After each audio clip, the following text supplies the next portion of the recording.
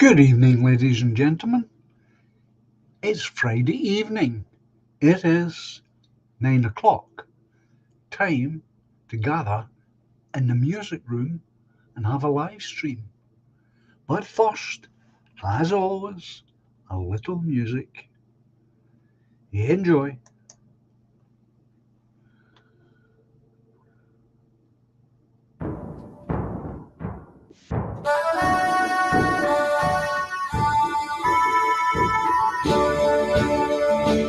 We are all the heirs to Scotland, as a nation proudly stand.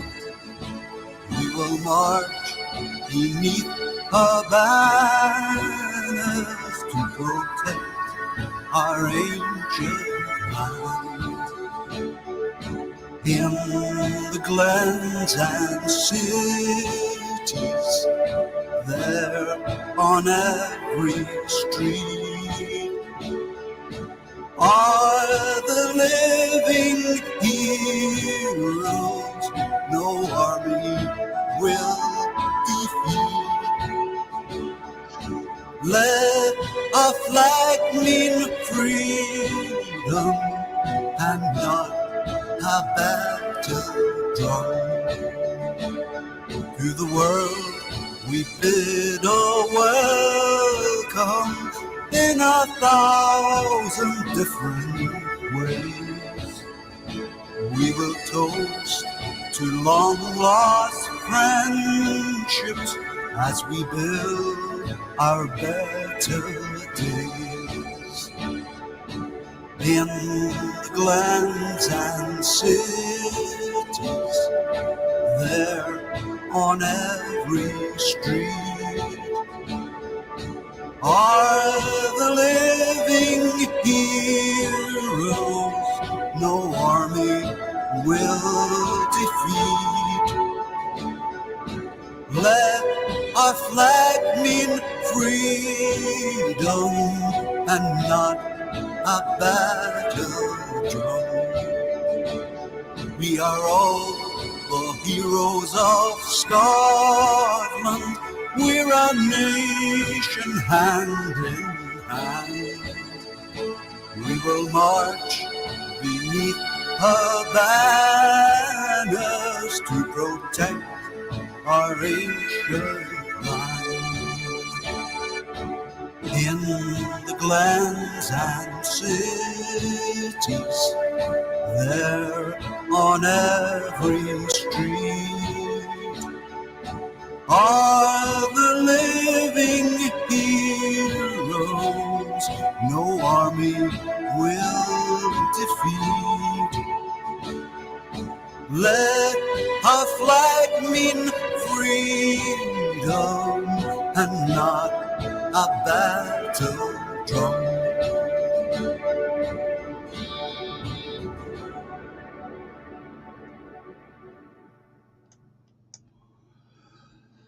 Good evening, folks.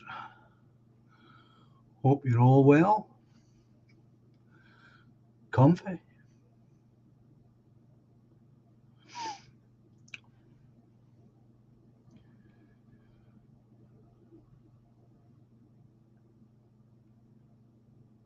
I'm hoping to get out tomorrow. I haven't been out this week.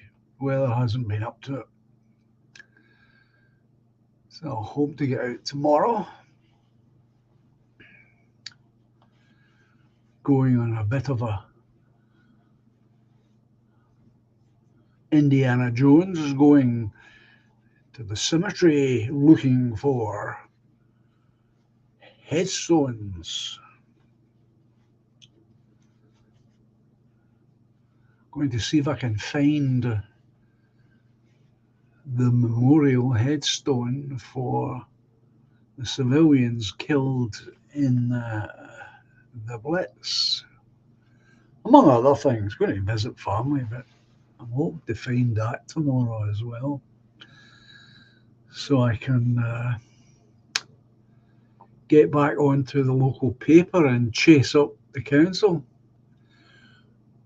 about having it put back where it belongs, where the bodies are.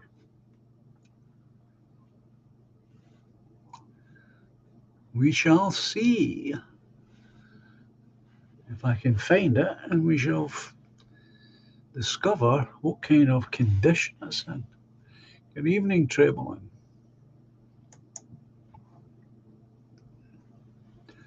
So I'm hoping it's in good condition,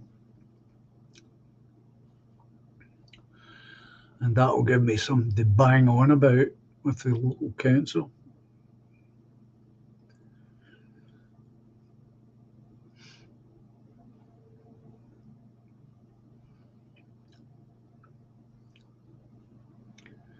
I'd like to see that stone back in its proper place.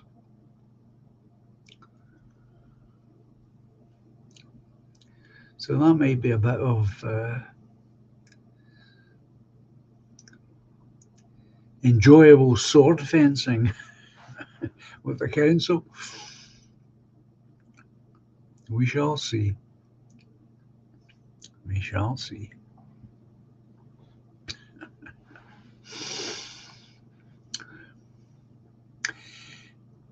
And if you have read my little aside, I hope you enjoy it. I'm proposing to do more of them, of course. And I got a claimer. Yeah, that's what someone I need. I'm telling you, Anglo. Not a rapier, a claymore. An axe, more like. Oh, I tell you.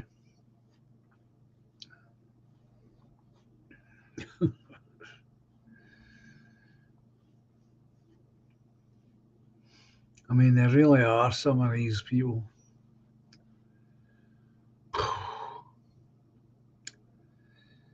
As we used to say years ago, thick as shoot, two short planks.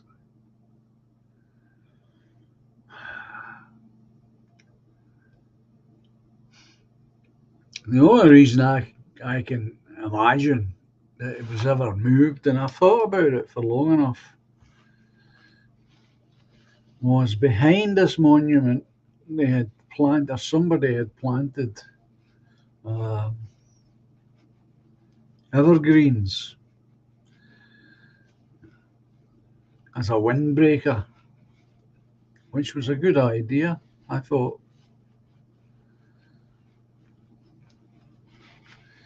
But they're gone.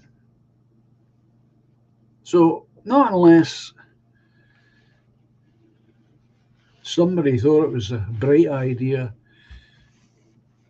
to remove the stones while they took down the evergreens. I don't know, but they've gone as well. So we'll see. No, Rory is saying a German bomb exploded in my grandfather's garden in Sheffield during the Second World War. My father later converted the bomb crater into a large duck pond. Well, I hope you put a lining down. I suppose that was a lot easier than trying to fill it in.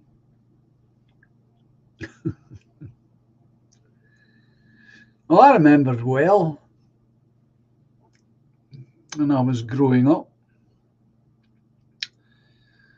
the amount of war damage. I wasn't quite aware, I don't think, this was war damage that I was looking at.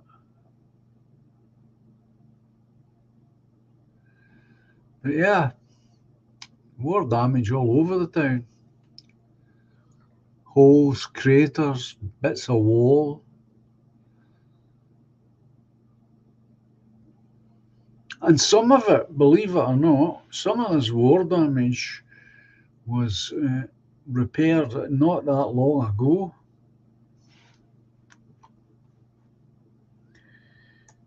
which is incredible when you think on it.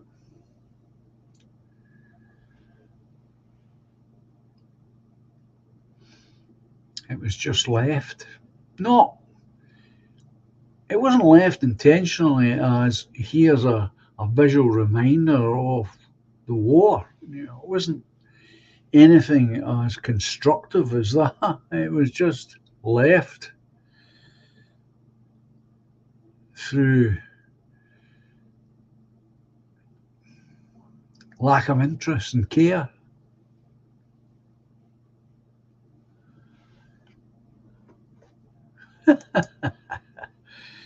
Rory's granddad probably owned Sheffield, so it wasn't exactly a lucky shot.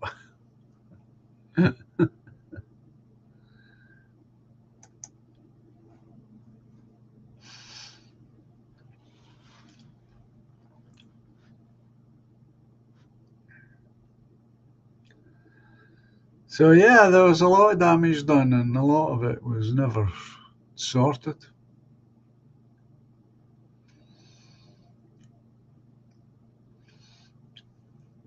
In fact,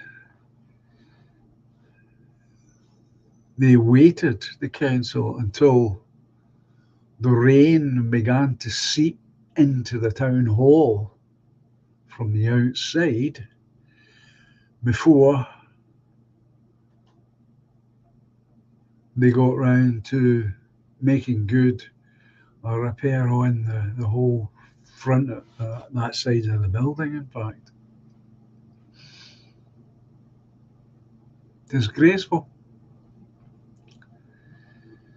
Absolutely disgraceful. What can you say? What can you say? Not a lot. So I hope you like this new idea I've got. I've got a really great comment.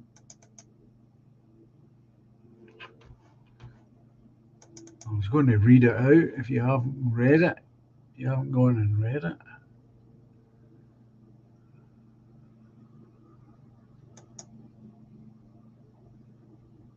Yeah.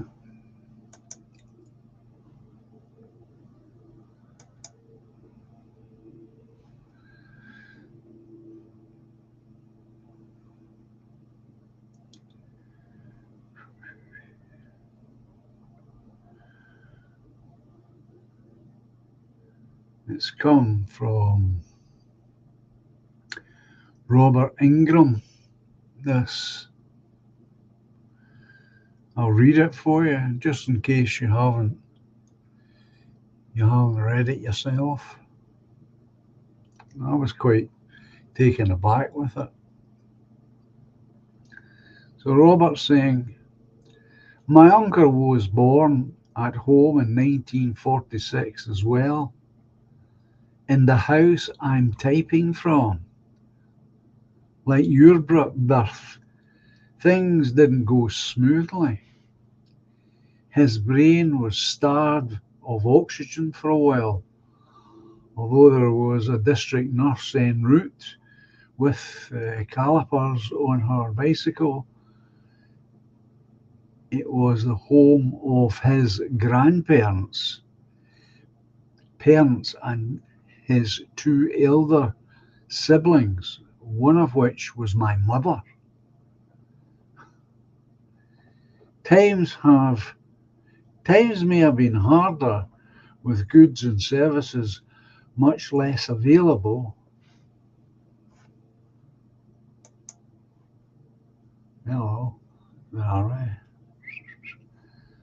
With three generations cramped in a two-bedroom house. But it seems to me that today's sense of entitlement was much less prevalent, and I conclude that we've gone too far with the welfare system. Has the National Health Service become too big and so far reaching that it is overwhelms itself? That's a good point. So big that it is no longer fit for much of its purpose. Similar to many of our well meaning institutions, I think it has. Hello there, Bass. I think that was quite brilliant, quite interesting. I was really pleased that I got such a response on the first recording. Yeah, well, the whole idea of this angle is it's not to be a a biography of me as such. It's just the idea of being able to put things down like that because as it should be in a conversation, I can come on and I can be thinking, oh, I want to talk about this or I want to talk about that. And then I get started. And before I know it, one of you lovely people are asking me this or saying this. And the conversation then goes off in its own way, which is the way conversation should go if left alone. And therefore, most of the time, I don't have the opportunity to say the things that I'd hoped to say before I came on.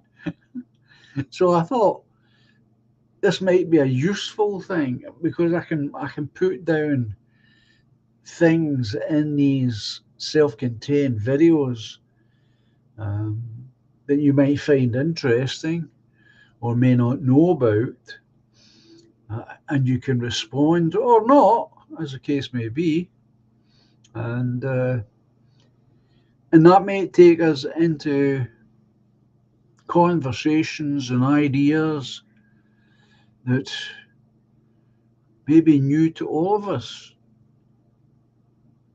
and that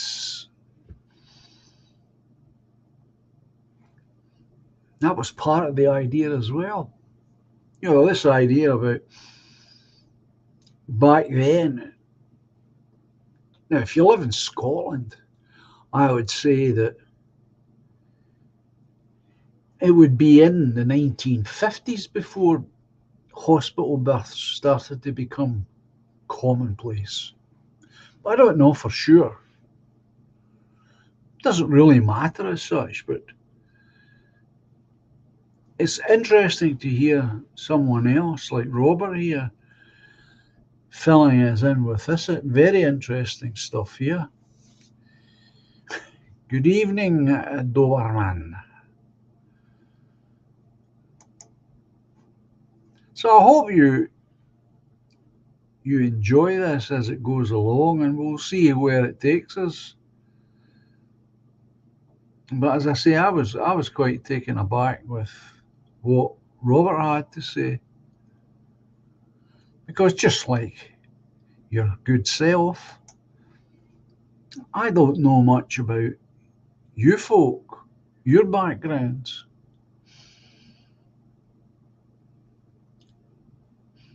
and we are trying to overcome that, and it's difficult when you consider the limitations this platform has, and it does have severe limitations.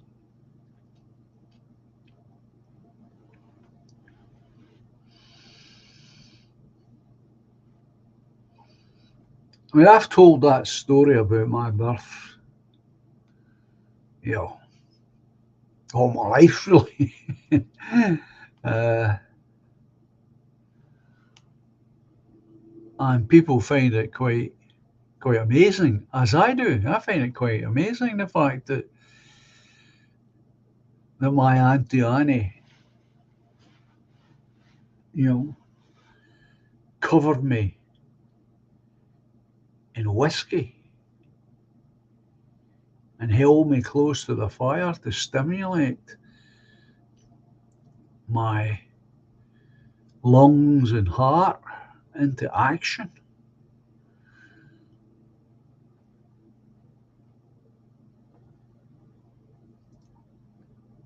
And the thing I didn't write in it, the thing I didn't put in there, is I don't like whiskey. I don't like the smell of it. And I've often wondered, is this why? Is this where it comes from? This entry into the world.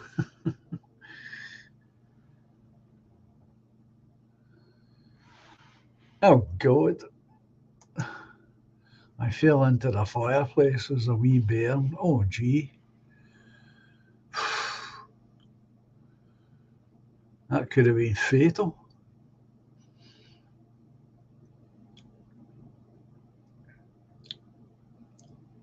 So, obviously, you survived, and I hope you had no severe scars or burns from it. So I just thought, is that why I've got this aversion to whiskey? Is it because of that? May not be.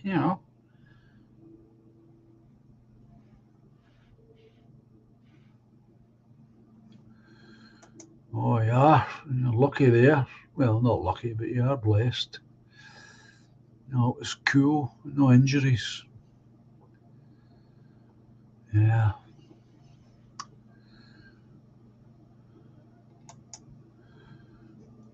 My mother, and she was a young teenager. Well, she was out working, of course, 14. Um,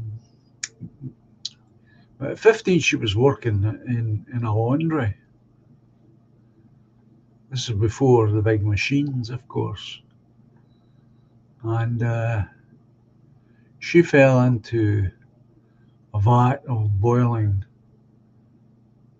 water that was filled with harsh chemicals like soda and bleach.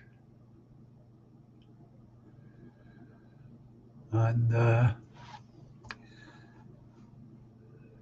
they thought she was going to die from it. Fortunately, she did not.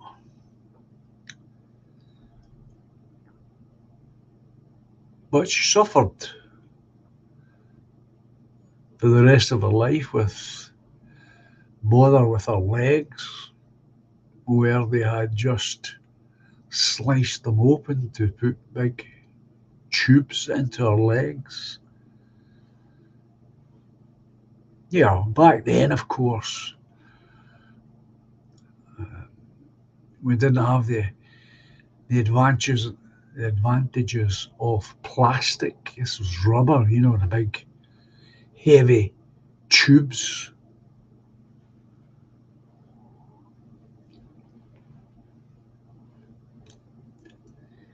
She must have suffered terribly. And again, obviously, I never saw her naked, but during the summertime, if she was wearing a summer frock, you would see under her arm here, you know, her armpit, her rockster, you could see the skin was damaged. How much of her body was damaged, I couldn't say really, but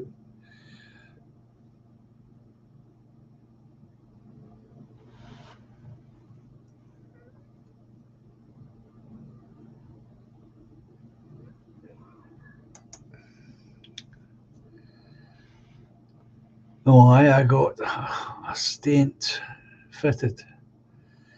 If not for that, I'd be dead, he says, Doberman.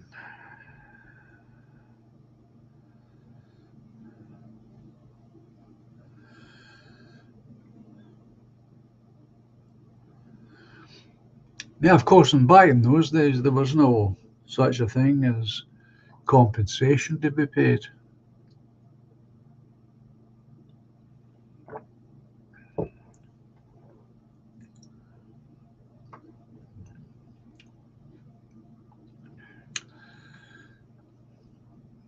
She eventually went back to the same job,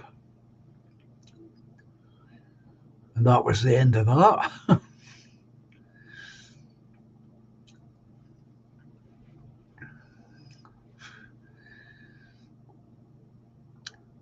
But yeah, she was fortunate.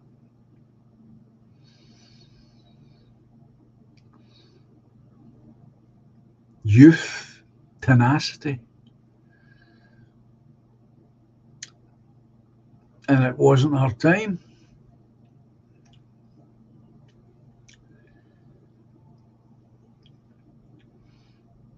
Yeah, interesting. Oh, there is our Toffee. Good evening, Toffee. How are you? I hope you're well.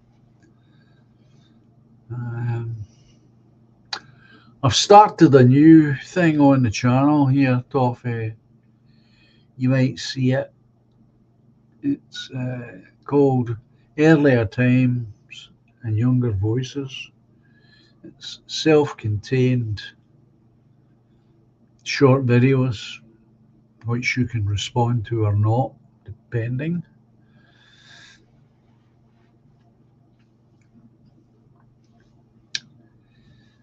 But yeah, that was a huge, huge trauma in the family when that happened to my mother.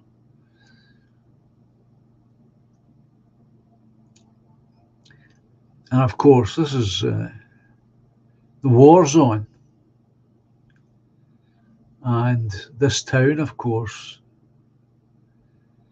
is always got foreign sailors in it. Not all foreigners. I mean, there was a British Royal Navy as well, but every other navy was here at one time or other.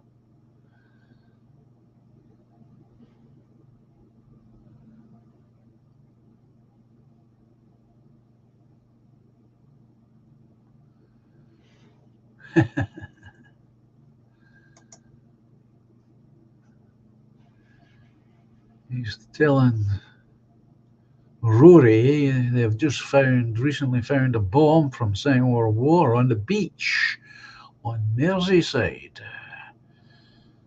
I had to get the bomb squad out for a controlled explosion. Woo!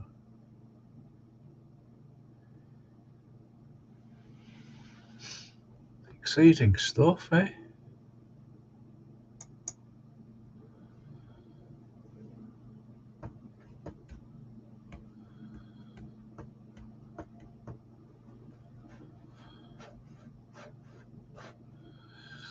But during the war, of course, I mean, I'm going to finish this little anecdote, although it's not directly connected to me. Uh,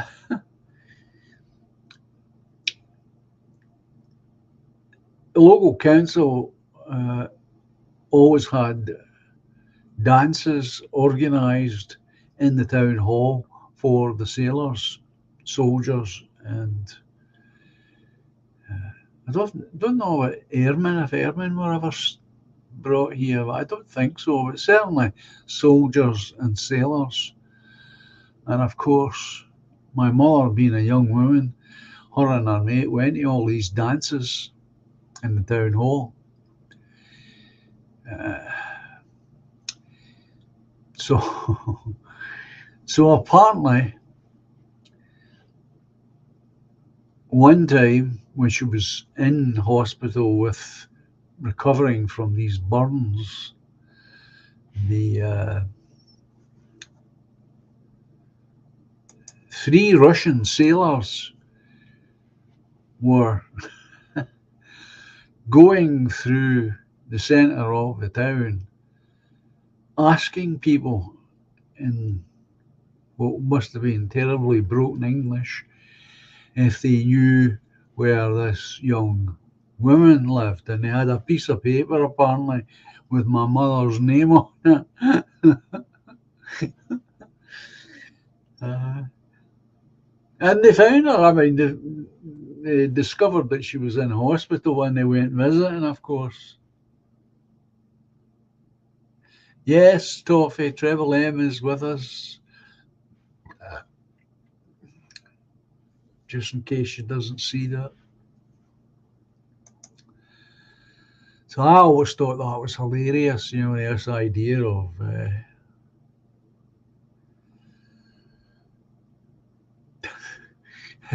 Russian sailors, young Russian men, going up the middle of Nicholson Street where my mother lived,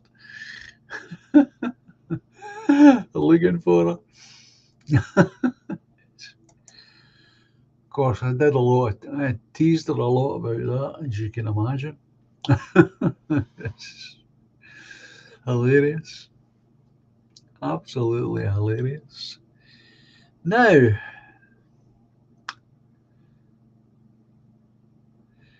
Budgie,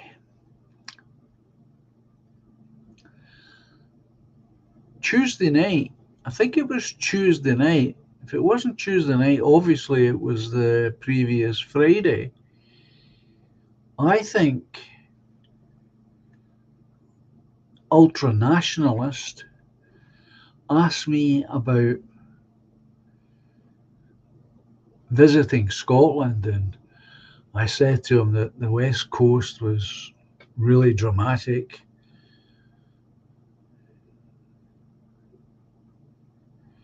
and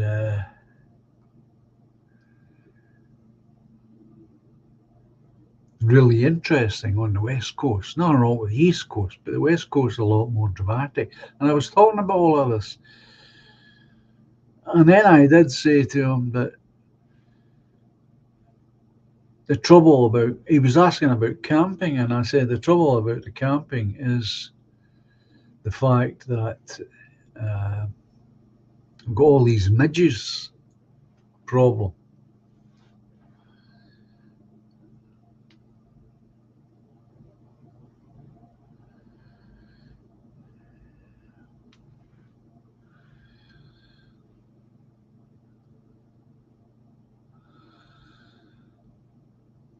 And you said, did I know about a song called The Midges, Budgie?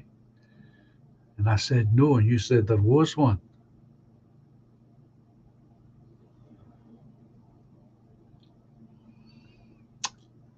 Well, I've got it. I found it. I'm going to play it.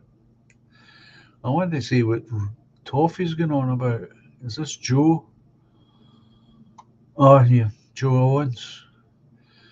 I'm going to post around the Waverley Tree area where he's standing. Well, I wish him well, Toffee. I know it's not the first time he's stood for election.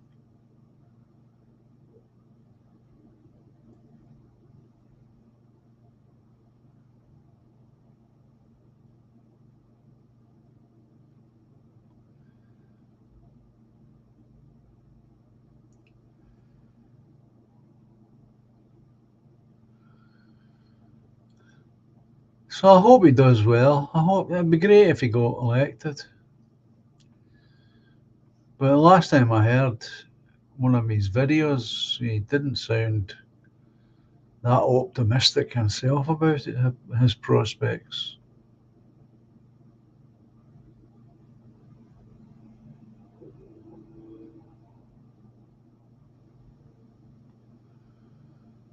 Well, that's bad, Toffee, isn't it?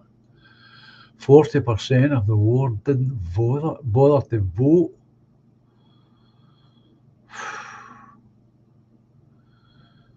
Hopefully, we can get them off their backsides this time. Well, from that, I take it you're going to be helping then. That's good. Good for you. I think he's been both, Doberman. I think he was in the NF in BMP. I'm confident he was in BMP.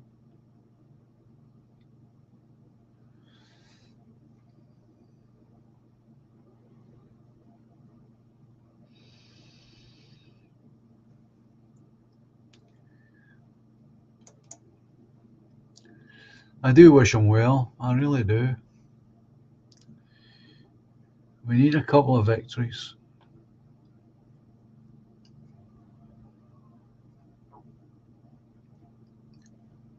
He may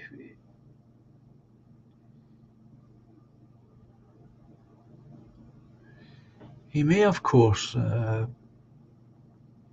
get some knock-on effect from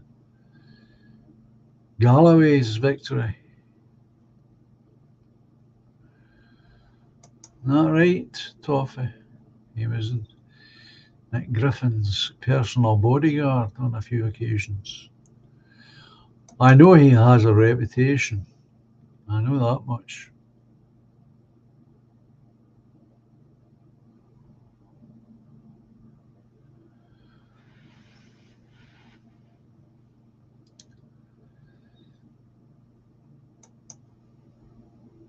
A lot of respect for the lad, but I think he's pissing in the wind.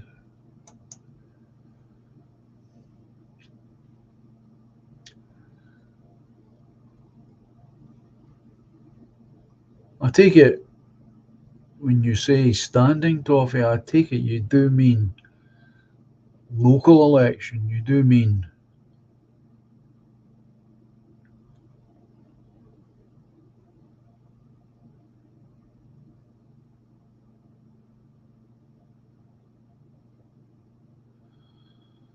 good. That's what I like to hear. You've still got to try. You've still got to. Yeah, it is local.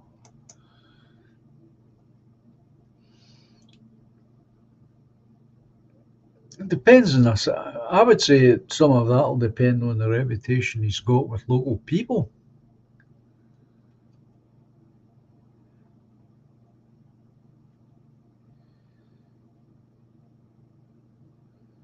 Well, obviously, as you know, Toffee, I don't know Liverpool at all, so that area doesn't mean anything. But if it's local and they know him, that will help. And if he can use the Galloway victory in some way to help, that won't do any harm either.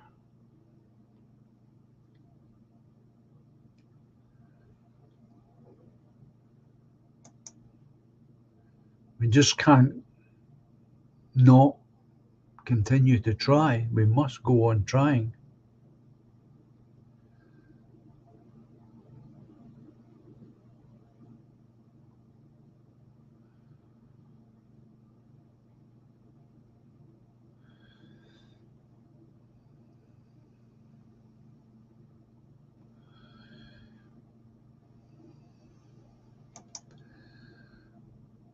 He's up. He's from my way, says Toffee. We're both from the north end. Bit odd he's standing in the south, but well, there must be a reason. Toffee's probably got a good reason for that. Perhaps he feels as though that he stands a better chance with the local folk on that end of the city than the end that you live at. I mean, that would apply here to me. I would have a better chance um, in the central area than I would here. Because the guy who's in the central area never gets challenged. He hasn't been challenged for about 25 years.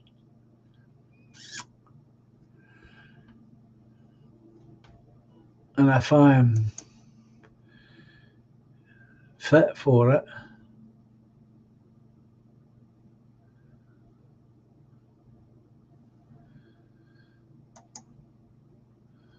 It's a particularly ethnic area. I think that's why he's doing it. Yeah. Good for him. I really hope he does well.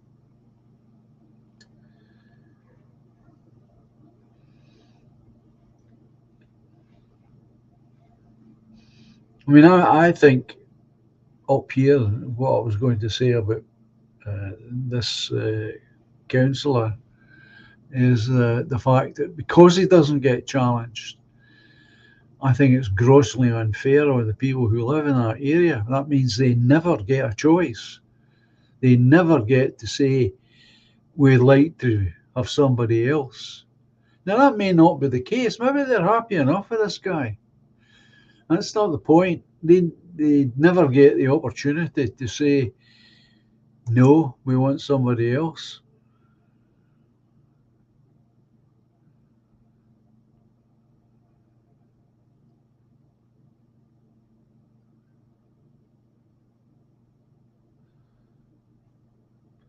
Wolfie.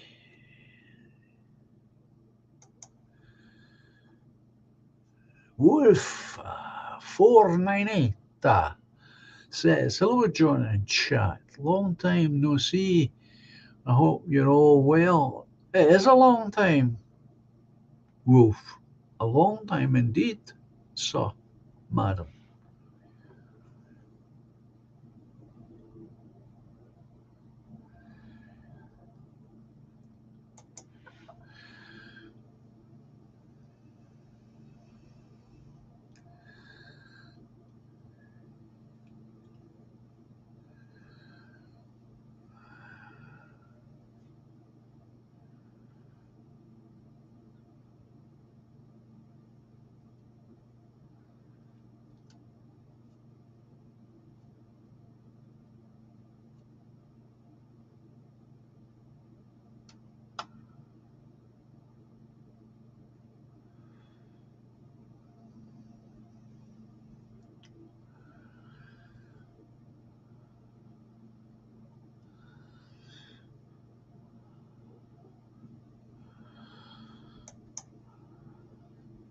Rory saying, I just signed the papers for my neighbour across the road who's standing in my local parish election on the 2nd of May. But that's what I've been saying for long enough. You have this thing called parish elections as well as council elections. Our people should be standing in these elections.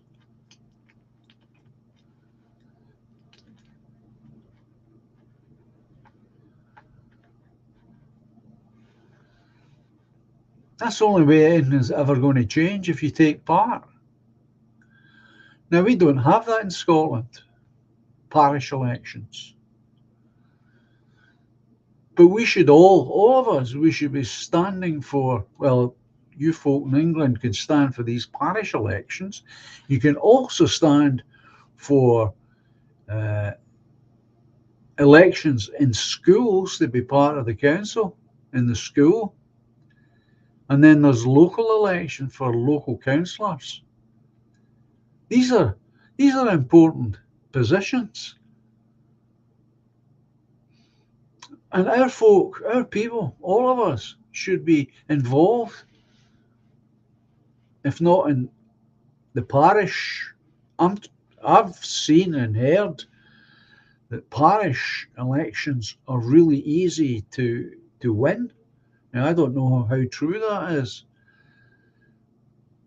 but we should be trying even at that level,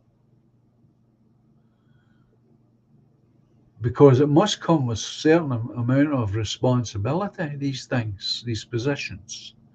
I can't answer too much on it because I didn't know about it until I heard a few years back now English people talking about them. They certainly don't exist here. Oh, God. Oh, jeez.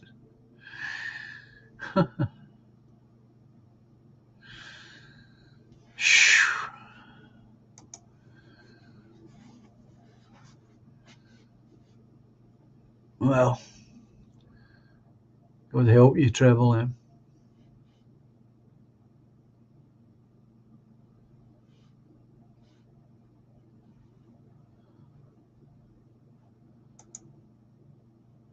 Wolf is saying we normally only get fake nationalists to vote for. That's why I don't usually bother.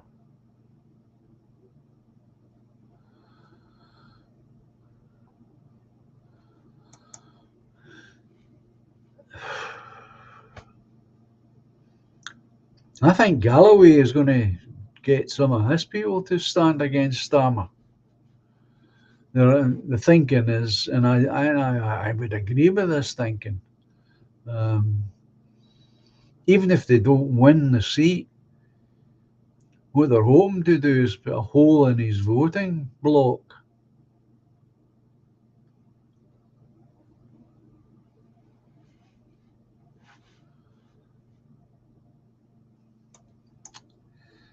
You may well be right, Doberman. Suddenly, that's all we hear about is talking of war and rumours of war.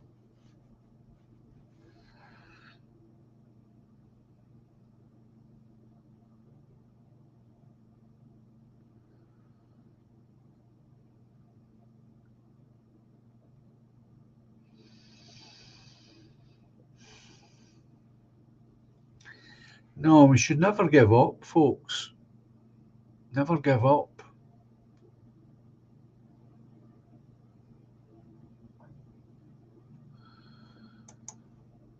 Glenda Jackson, Travel is telling us before Starmer. Oh, he's a Zionist and a globalist.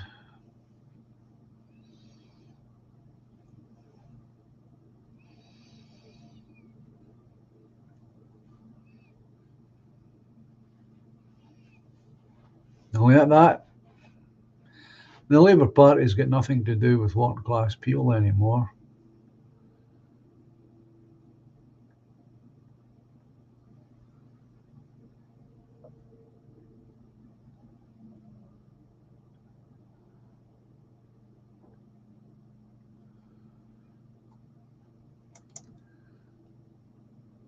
Yeah, the drums are beating. I do agree with you.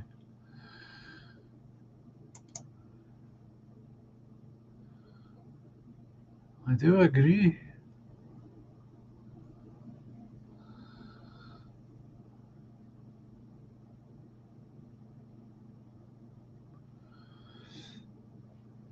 They smashed the city up, have they?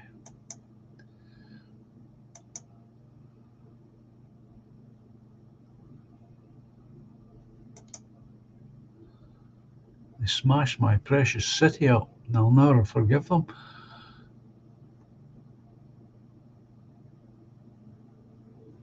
He's a potato lover. Oh, pedo lover.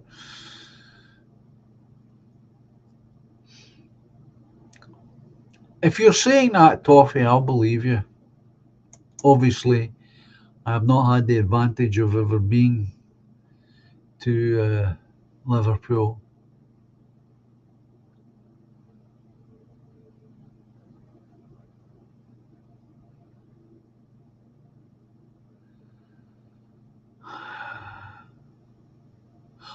Oh, the talks, I remember them. I do remember them, Toffee. Oh, God, yeah. Absolutely. Oh, dear. That was bad. That was bad. Yeah. They were very bad.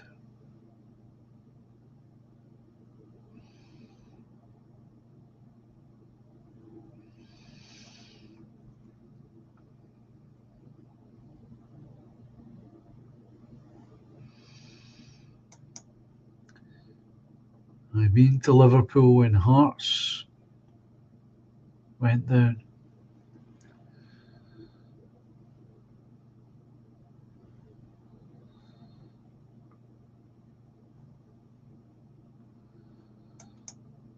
Yeah.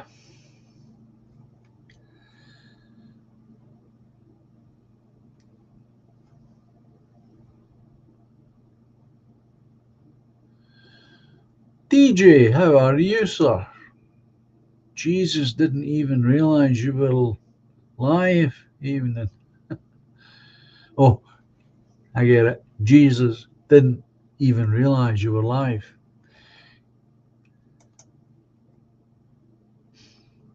Hope you're all right, DJ. Hope you and your good lady are doing fine.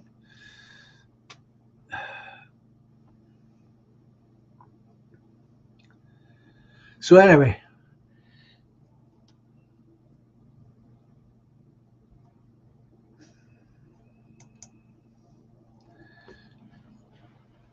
Joe Owens was key in negotiations during the Texas riots.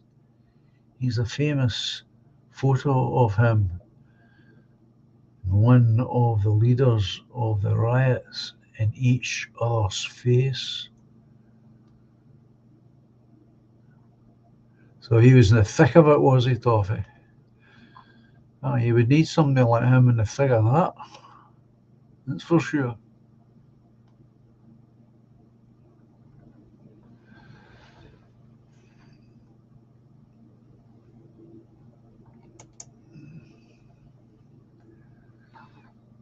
So I hope you're well too, mate. Life is a bit hectic for me.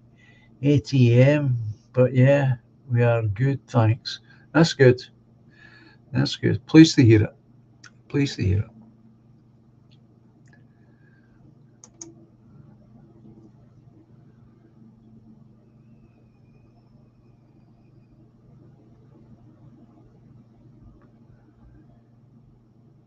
Oh, good evening, William. He's always here. He's always here. Right, I'm going to play this song.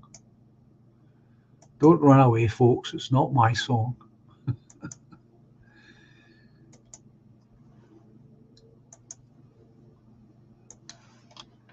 So here we go, folks. He's not here, so but we'll play it anyway. It's called The Midges. I'm sure you'll find them up to scratch. The midges, I'm no gonna kidges. The midges is really the limit.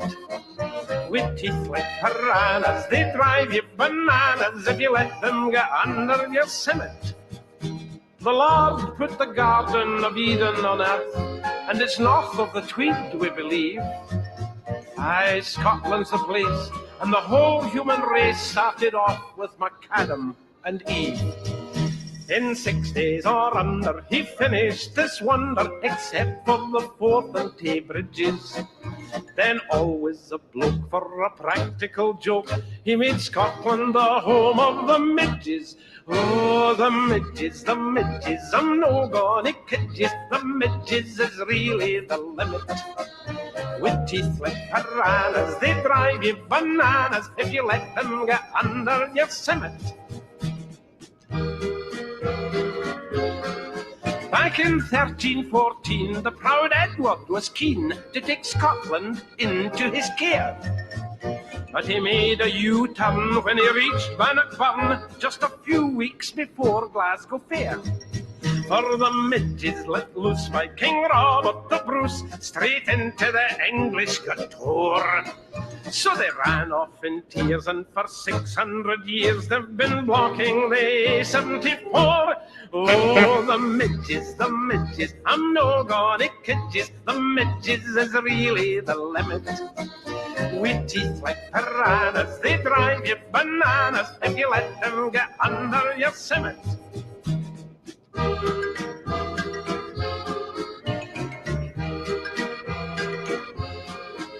Now never forget when the sun's going to set and the midges arise on Loch Eck. Like the vampires you see played by Christopher Lee, they will give you a pain in the neck. You can smack them and whack them, in vain you'll attack them, for they know every move that you make. If you manage to kill you, another 500,000 are ready to come to the wake. Oh, the midges, I'm no gonna kid you. The midges is really the limit. With teeth like piranhas, they drive you bananas if you let them get under your summit. Now Tackle the Piper's a giant of a man with a sporran as long as your arm. And in Oban he's known for the sound of his drone and a pibroch of real Highland charm. But they're sighing and sobbing, the ladies of Oban, for Tackle is not what he was. Since a midge in Glenbranther got hold of his chanter and carried it off in his jaws. Oh, the midges, I'm no gonna kid yous. The midges is really the limit. With teeth like piranhas, they drive you bananas if you let them get under your summit.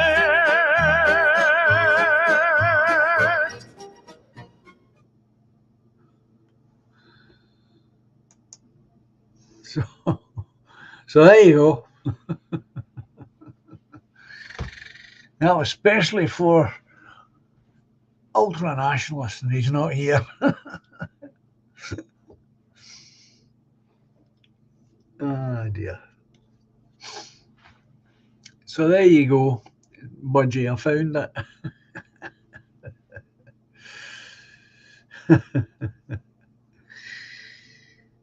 I'd never heard it before.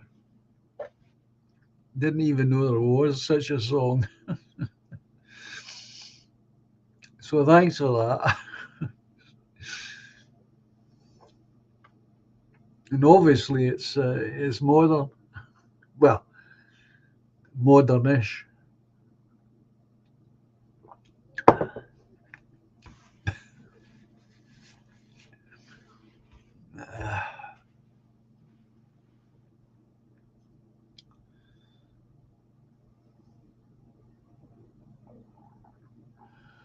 Oh, are they? I didn't know.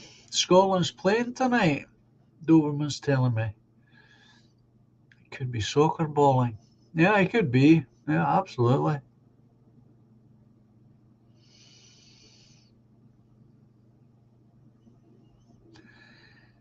It's McGregor. Duncan. My old MP David James escaped from a German POW camp. He wore his naval uniform but had forged papers stating that his name was Bagaroff.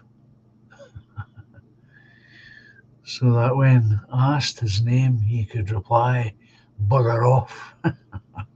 Very good.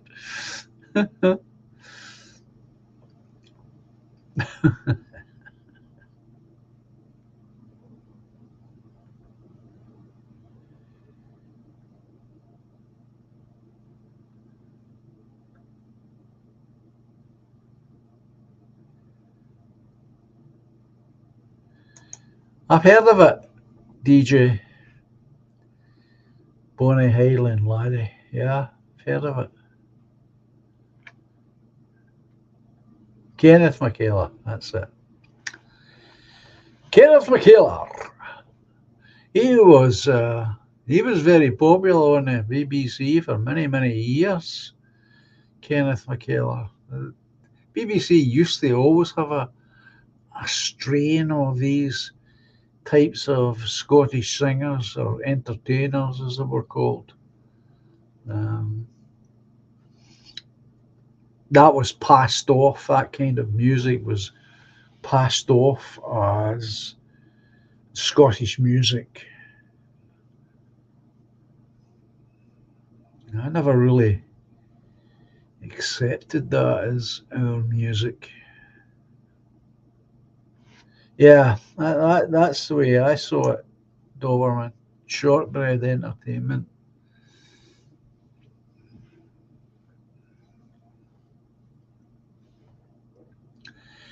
Not really my cup of tea, to be honest. but it was or appeared to be very popular. And back in those days, of course, there was very little choice. It was either that or STV.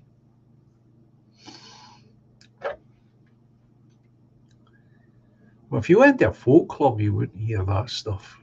That's not the kind of material that was ever played in folk clubs. Certainly not the folk clubs I ever appeared in. That's for sure. It'd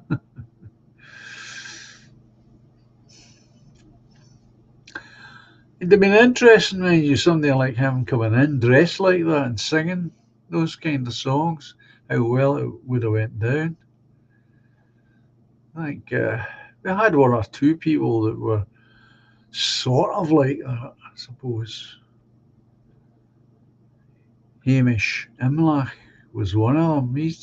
He sang that type of song, sort of comedic type thing. Can't shove your granny off a bus things.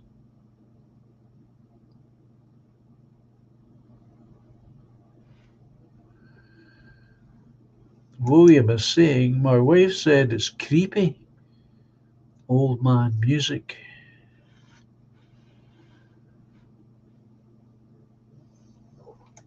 Yeah.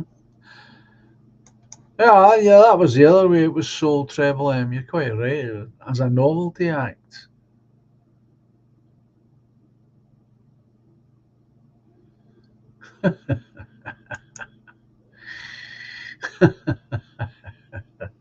Never thought of that. The last song is now a hate crime against small people.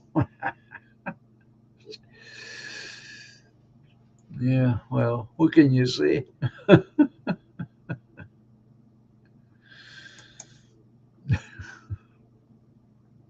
Quite.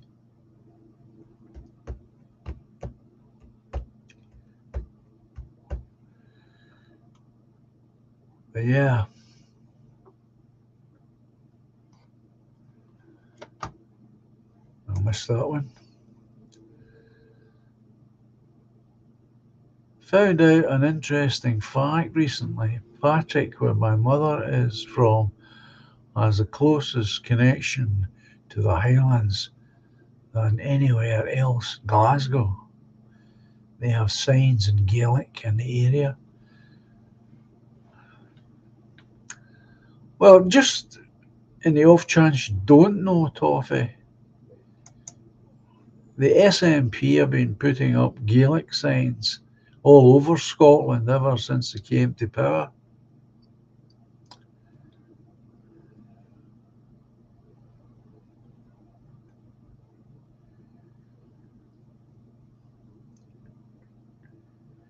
Everywhere has got two signs now, one in standard English and one in Gaelic. I'm not quite sure what the purpose is because most schools don't teach it.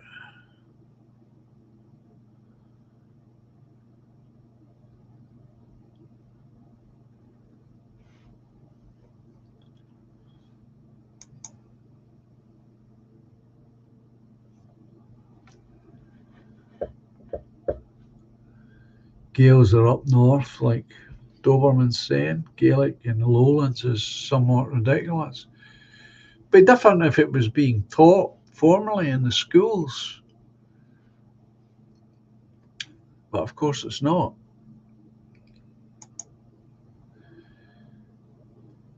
A DJ would know. He would know.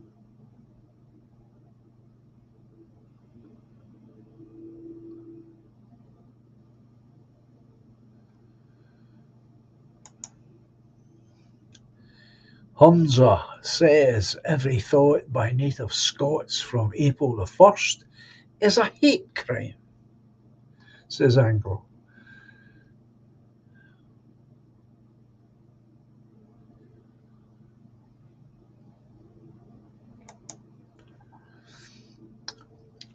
Foreign language to this area, though, says Doberman. Well, interestingly enough, when I was growing up, as a young man, as a young boy. We had a Highlander school built specifically for Highlanders. We also had a Highlander Gaelic church because a lot of Highlanders came through the town. Some settled, some didn't, some went on to further afield.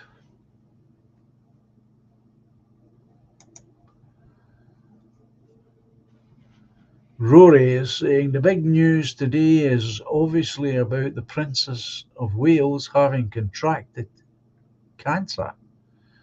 I am sure that you must have some sympathy for her and her children in this regard.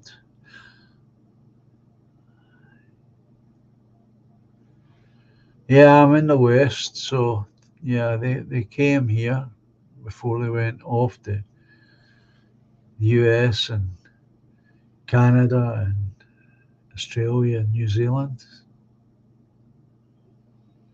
I didn't hear that. I haven't heard that yet. So that's why she has not been seen in public. She's got cancer. Well, that's not good. It's not good. That's bad for the children, of course. Jeez, oh.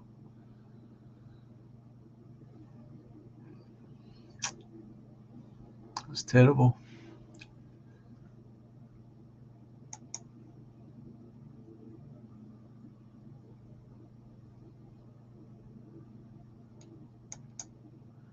William is telling us just over 60 primary schools in Scotland teach Gaelic currently.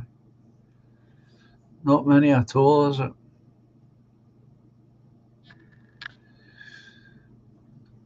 Well, we used to do the whole thing here, of course.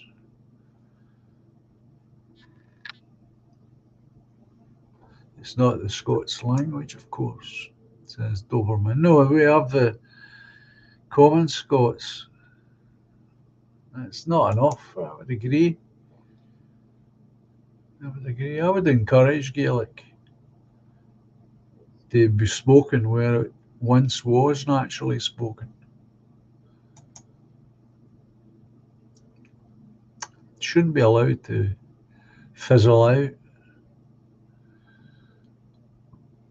So, do you know any more then, Rory, about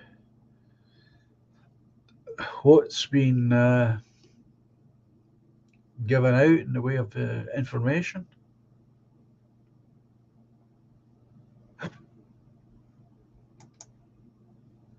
Doberman says, we speak Scots, a mixture of Anglo-Saxon, Cumbrian, and Old Welsh.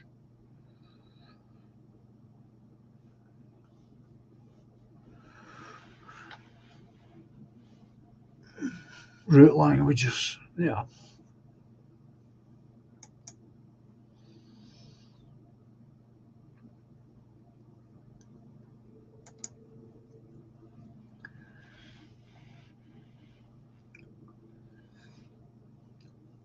Well, again, back to the cancer thing, it depends exactly what type of cancer she's got, where she's got it, and how long she's had it for, as to how much help she can get.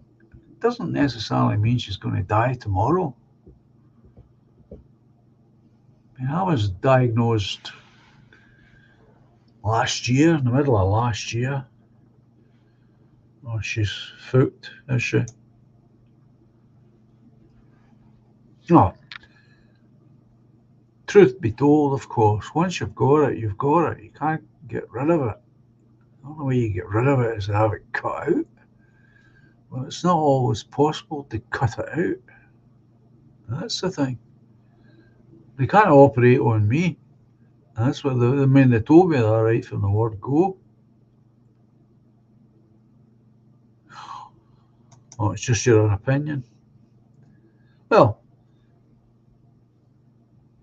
it may be that what you're saying is true.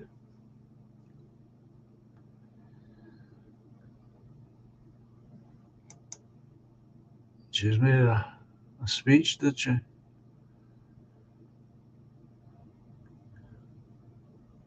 Well, it's devastating.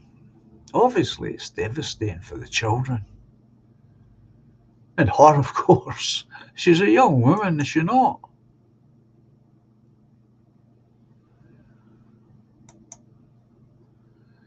Old English was changed by Norman wankers, says England.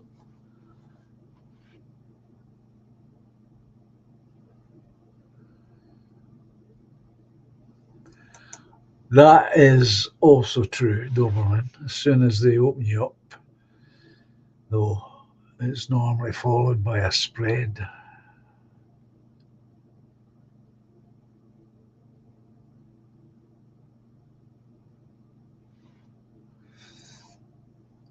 Worth a play, you say. How do I get that copied, though? That's the thing.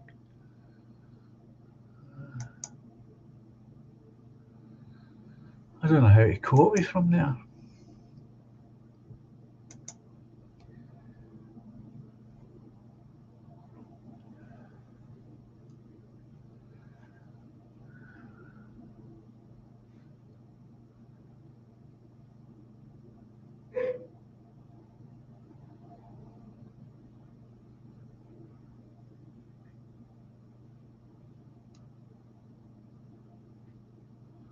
I'd get it on if I knew how to pick up this link, which I don't know how to do. And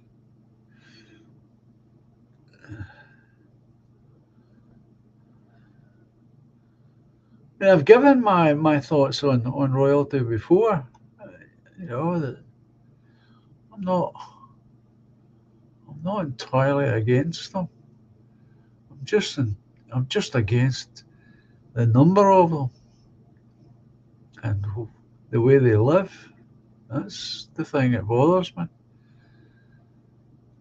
I don't know how to get that up. That link that you've put in there.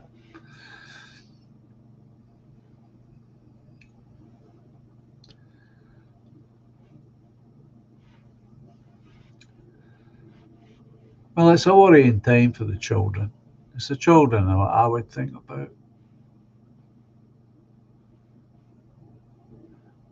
We're outsiders. We can never tell what's going on with these people, what kind of connection they've got with each other. You know, I certainly don't follow them. I don't have any real interest in them, their lives, or what they're up to, except on how it affects people like ourselves.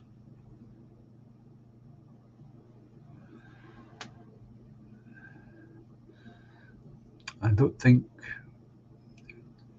we deserve to support this parasitic organization any longer. I really don't.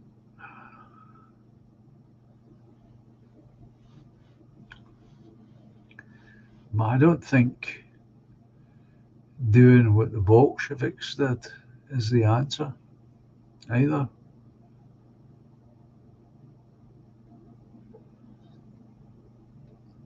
They should be totally cut off.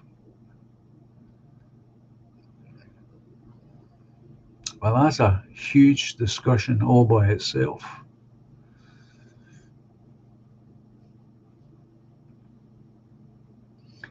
All I can say is, in terms of this, um,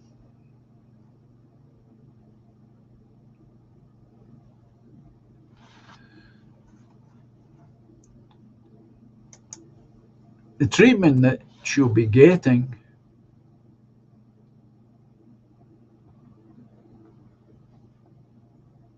won't or can't be much better than I've had, and I'm still getting, as far as I can see. I have been uh, treated very well by the National Health, as far as I can tell.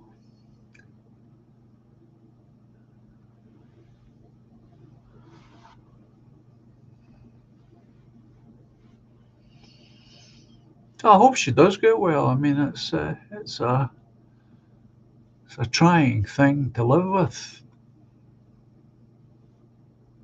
cancer. It's very interesting when people who know me and I haven't seen for a while, and they'll, oh, how you doing, John? I haven't seen you for a while. You know, what's going on? And you know, they ask these things.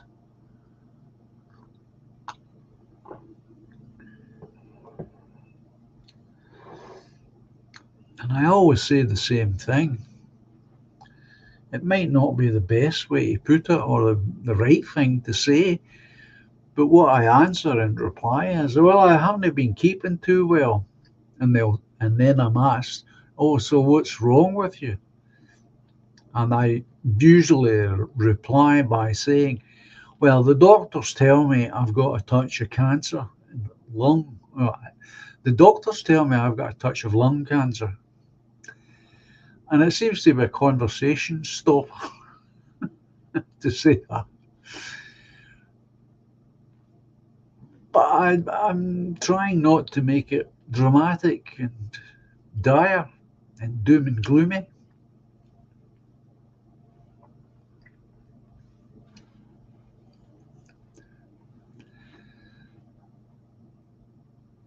Because that's the way I feel about it. Not doom and gloomy.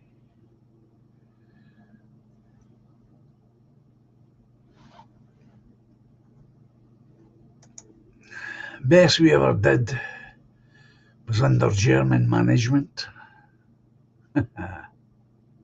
Rule Britannia and all that. Oops.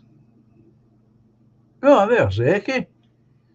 I wish no ill on the royal family, but they are presiding over the demographic displacement of Indigenous white Brits. Their complicity just doesn't sit well with me. Hard for me to let go. Also, good evening, John. No, you're absolutely right.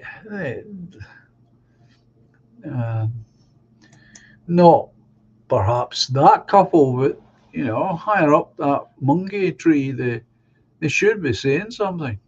Maybe they do in private, I don't know, but I don't see it somehow. I'm not convinced that they say it in private.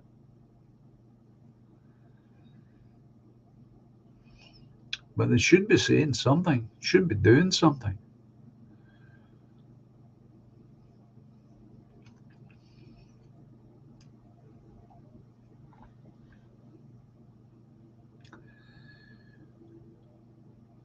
But again, it's one of these situations, there's not a lot we can do.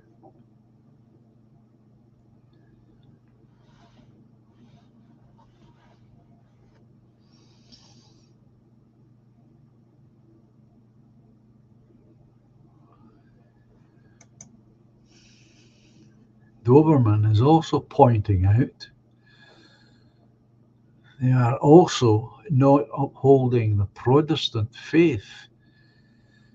They are disloyal. The loyalists and the orange need to wake up.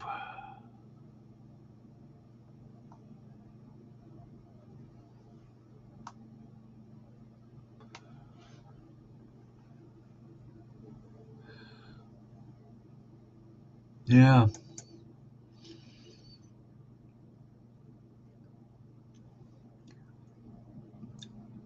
Well, but for them, of course, in that position, there is no middle ground because they are officially head of the Church of England and head honcho of the Orange Order, Masonic Order. So they don't have a middle position they can take on things like this. So Eki's quite right here.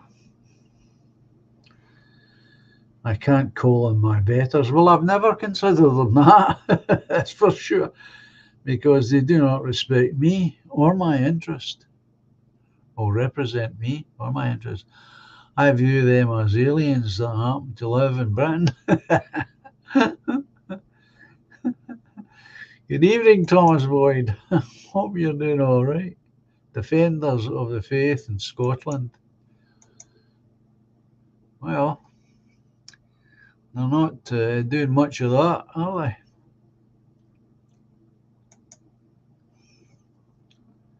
At least I don't think they are. They're doing what they always do, in my opinion, and that's look after themselves.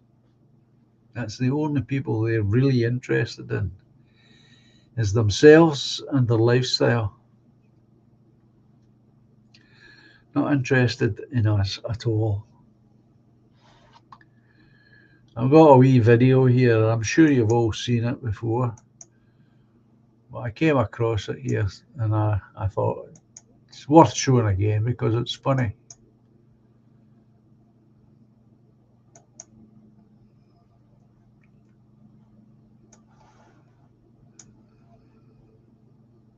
Zoo, this woman is performing a magic trick on this monkey, and its reaction is going to be absolutely incredible. Just by looking at its gaze, it is adorable, and it is attentively watching this woman who initially puts some kind of ball in the cup. Then, off camera, she shakes the cup, with the ball inside, and the monkey keeps its eyes fixed on the object. The woman then puts the cup down and removes the lid. The monkey looks around, attentive, but the ball disappeared, and at that moment, listen to its reaction. Watch, it collapses to the ground, laughing, magnificent. A beautiful scene happened in the zoo. This woman is performing a magic trick on this monkey, and its reaction is going to be absolutely incredible. Just by looking at its gaze, it is adorable, and it is attentively watching this woman who initially puts some kind of ball in the cup. Then, off camera, she shakes the cup, the ball inside, and the monkey keeps its eyes fixed on the object. The woman then puts the cup down and removes the lid. The monkey looks around, attentive, but the ball disappeared, and at that moment, listen to its reaction. Watch, it collapses to the ground, laughing, magnificent.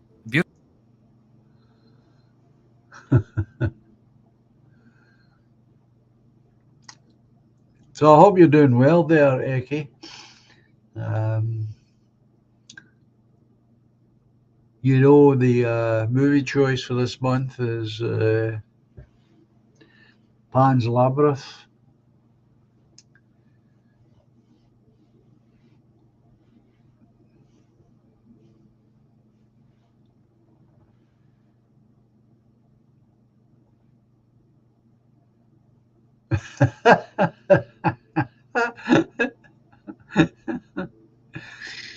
Higher IQ than African. He doesn't scream and run away. Well, you're watching it later tonight.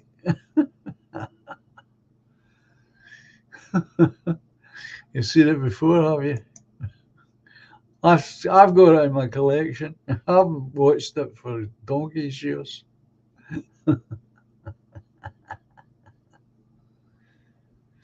Don't know. Yeah, I'm the same. I don't know how I think. I had very different views back then. It'll be interesting to see what I see. Likewise. Oh God, no. Terrorist attack Moscow. Mass shooting, says Budgie.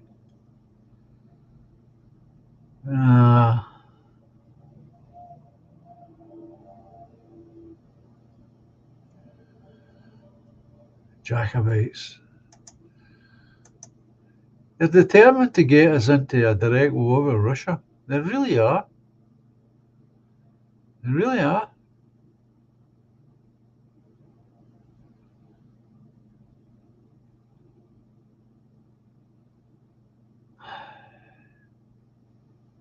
Hi, Linda. How are you doing? Hello, John in chat. I can't believe I actually saw that clip last night.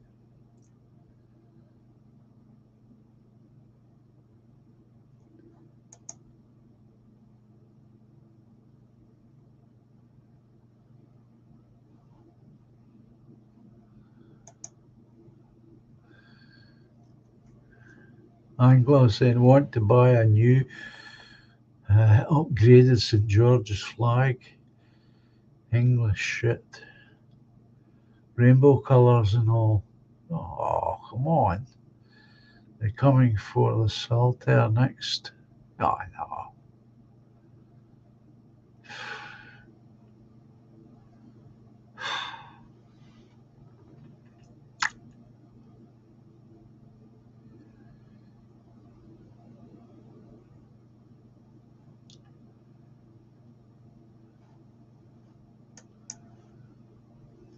It was a weirdly sad reel of these poor caged primates being entertained by their captors.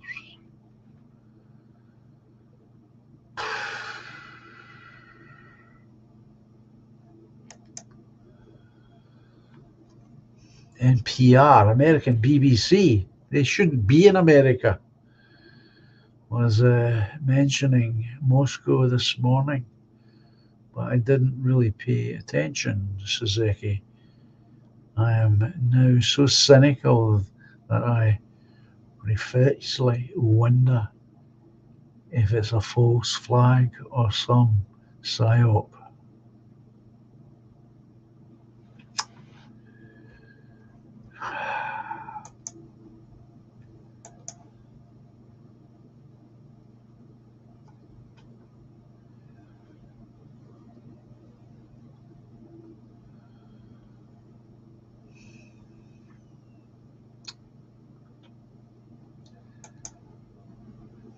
Doberman, he looked happy enough, the wee monkey, and no one was trying to eat or make love to him.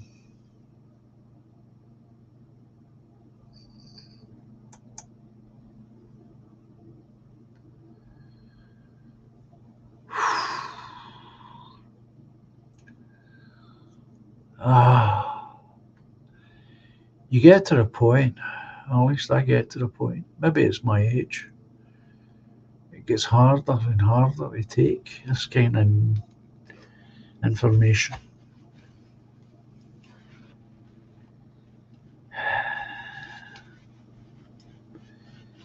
People dying in Russia for what? People dying everywhere for what?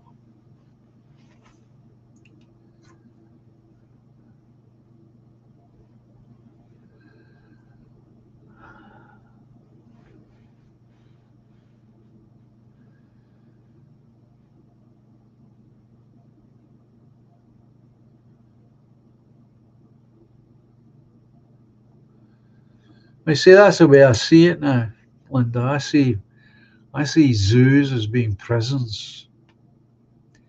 I've only ever been to a zoo once, and that was a long time ago when my son was just a boy, a youngster, very young boy. And we went to Edinburgh Zoo, my late wife and I, and the wee fella. It broke my heart, just broke my heart. I couldn't get out of the place quick enough. It was so sad. So sad.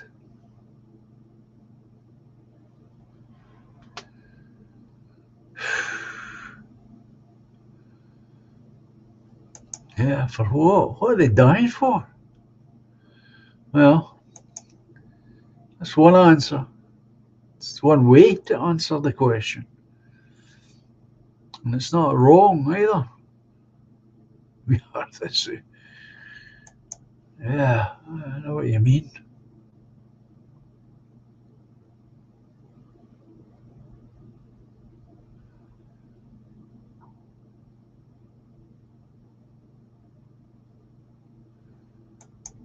Good Lord.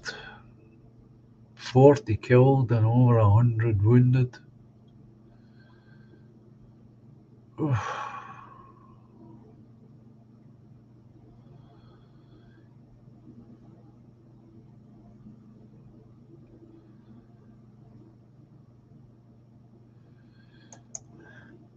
Oh, hiya, Robert.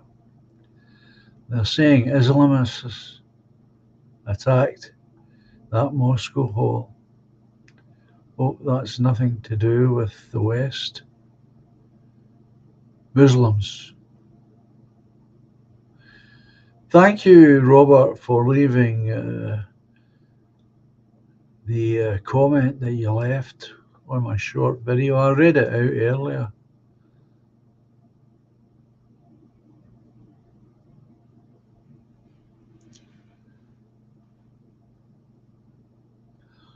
I don't know, Julia. I'm going to assume that the zoo is still there. I mean, I'm talking about my son's in his 40s now, so it's a long time ago.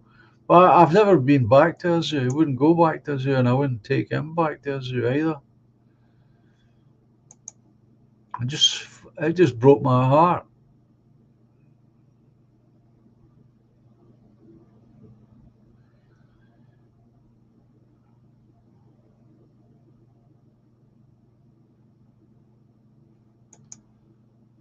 Anglo saying I touched an elephant in Blackpool at a circus, shat my pants.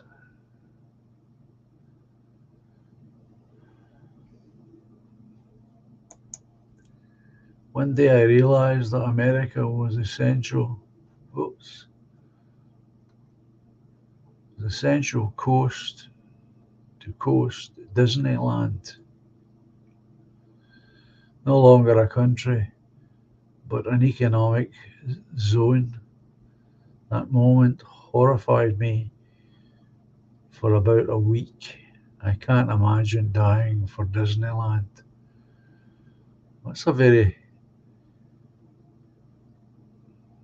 acid way of describing it.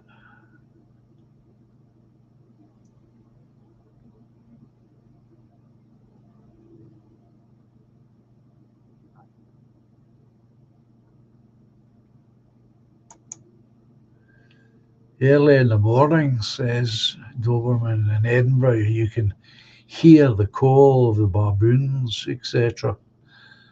I'm no being racist. They're in the zoo.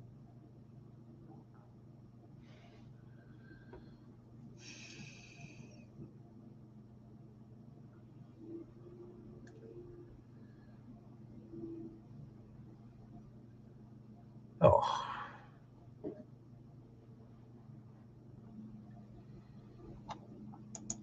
it's a lot of money, Julia. £26.80. Good God, that's a lot of money.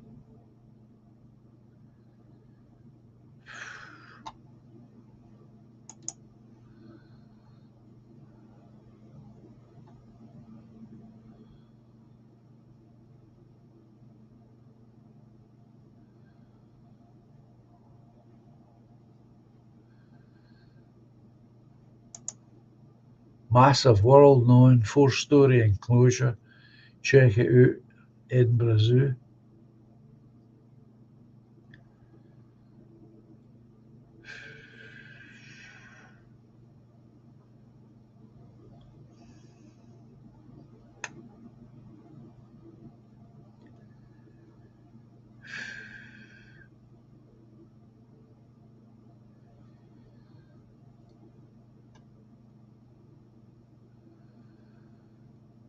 I don't know. I just don't know, folks.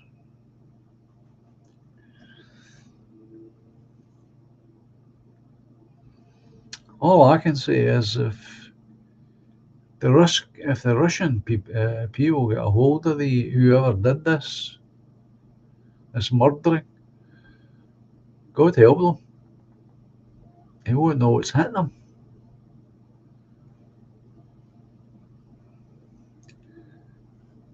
Dreadful. Absolutely dreadful.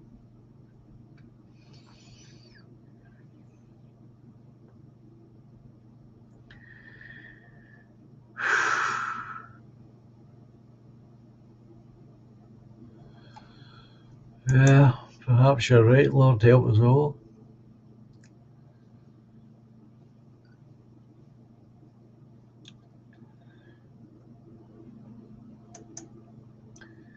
Perhaps we are getting closer to the end times. Yeah?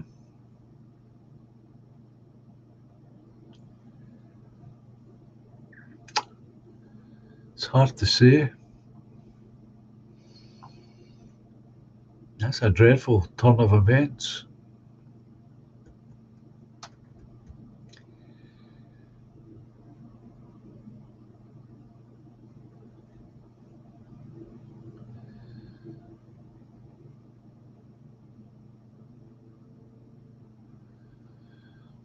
I don't have it ready, available here, Linda.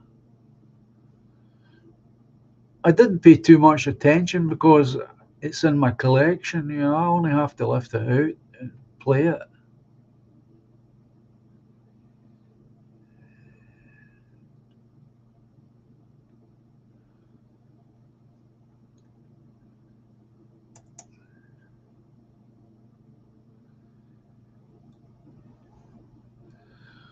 Well, well, I suspect, Anglo, that's the whole idea, to get them to blame the West. They're trying to provoke Russia into marching into the rest of Europe.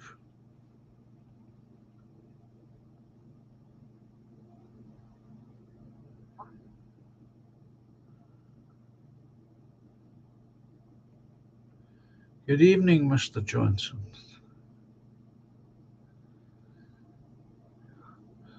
Don't think he's that easily provoked, though. Thank goodness he's not that easily provoked.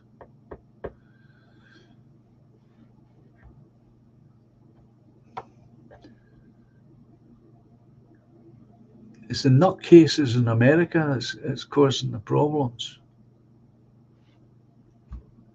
They've always been a problem, but they're getting worse.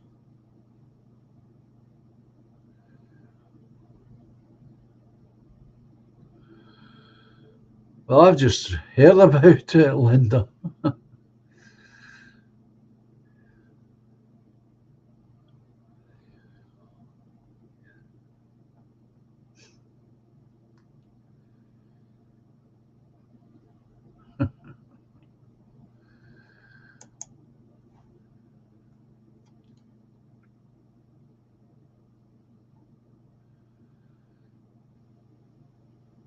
Yeah, well, you're right, of course. The grandchildren of Trotsky want World War III.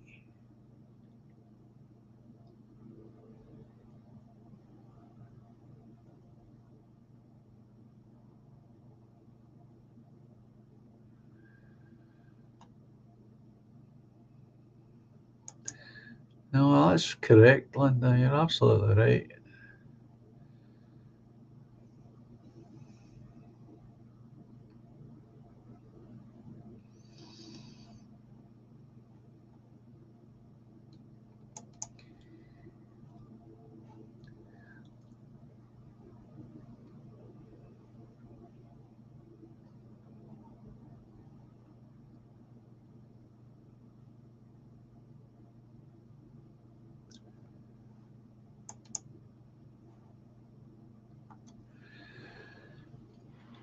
It's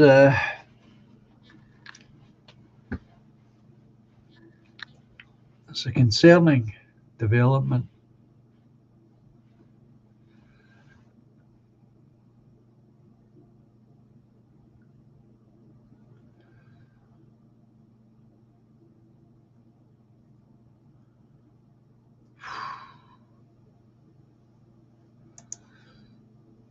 Anglo saying it's not beyond the realms of possibilities that the West was behind it. And that's scary. No, you're right. Of course, who can say from our position? We don't know. It could easily be the West. So, so-called the West. Could be Americans on their own. Could be anybody.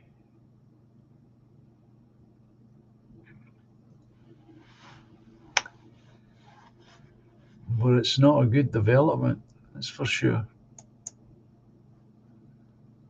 New reality is coming, says Doberman. think you may well be right.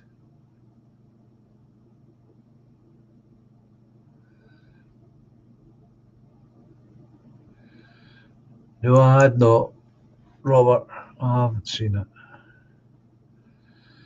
Piers Morgan being schooled and embarrassed by Jeffrey Sachs. No, I haven't seen it.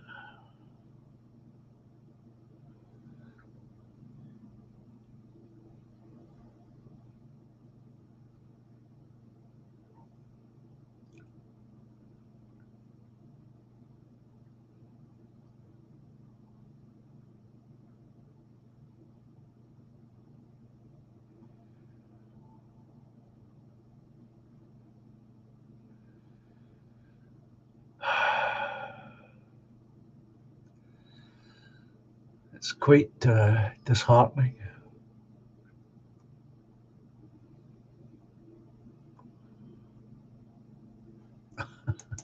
I don't watch him either.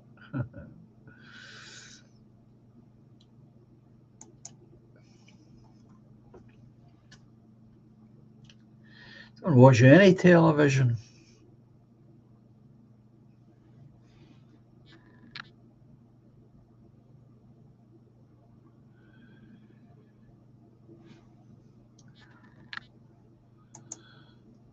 You're right, of course, Budgie. The Western governments are all occupied, taking over. Absolutely. They are indeed, sir.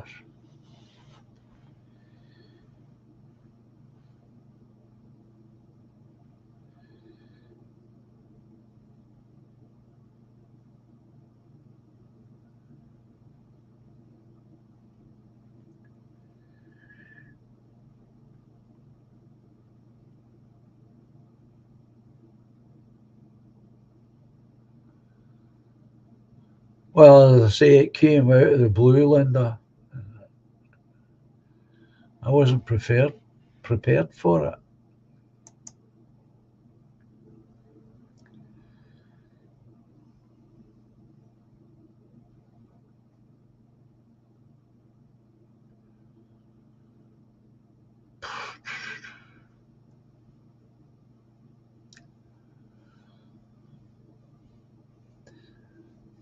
I think we're very lucky in one regard that it's Putin that's in charge. He's a very cautious man, so it's unlikely that he'll jump to any conclusions or any actions ill-judged. It's one thing about him.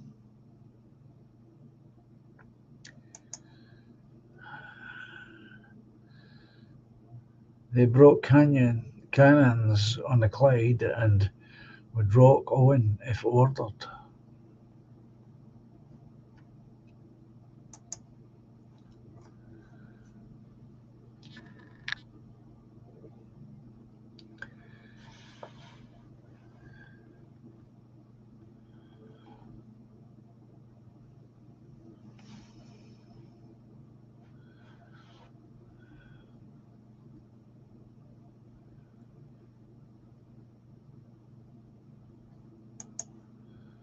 It could only be a group opposed to Yemen, Iran, etc., therefore likely to be friendly to the West.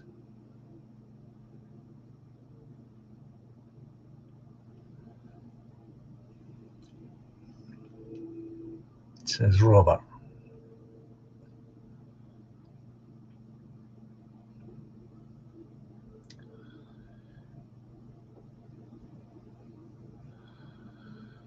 That's what it always comes to in the end, doesn't it? It always comes down to bloody money. Money and power. Always comes down to that. Always.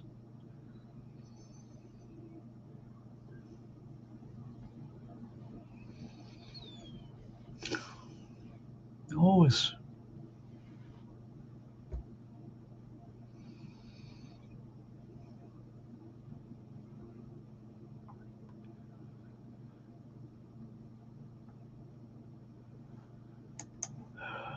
Don't think that's a story I'd spread around, Rory.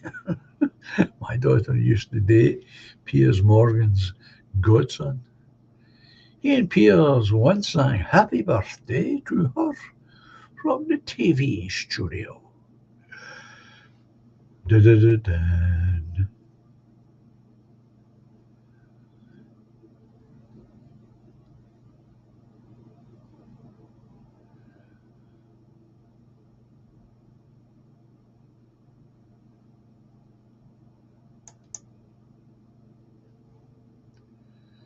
I don't know.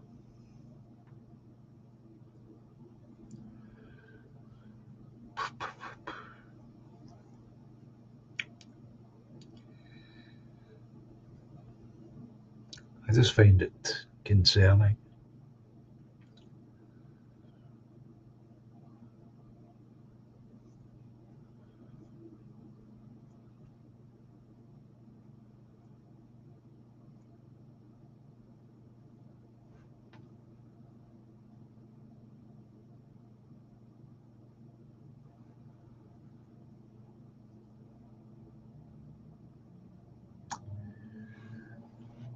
I take these things rather badly.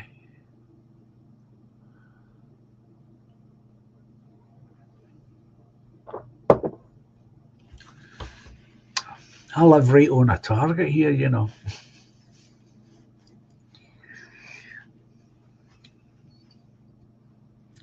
Clyde's always been a target. It remains a target.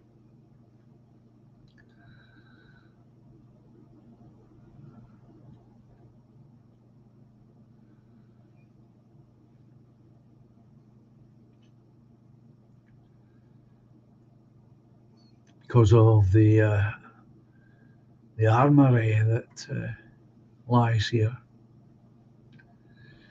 We have been a target since the 1960s and remain so.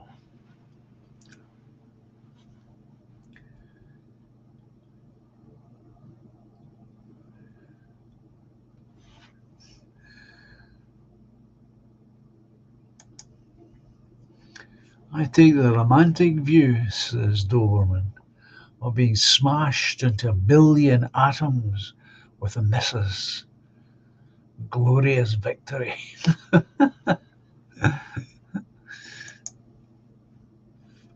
Glorious victory.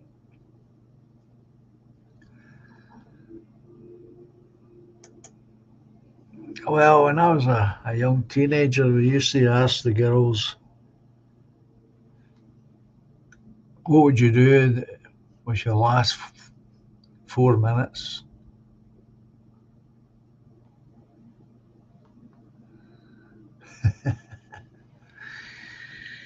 We don't have 4 minutes nowadays.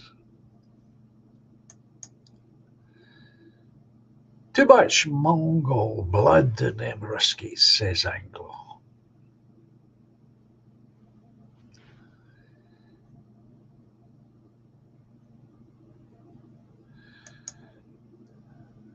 How badly will the Tories lose the next election?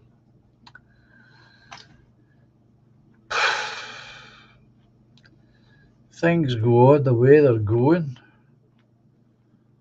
There may not be another election.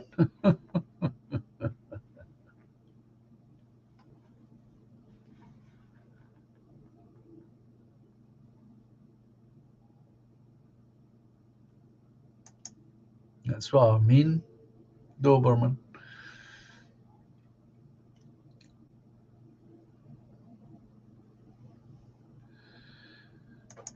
No, but there will be in existence shelters and infrastructure that we will not have access to. You can be sure of that. You can be sure of that. Just do what they told us to do in the old days, you know? Put a mattress over you and lie down on the floor.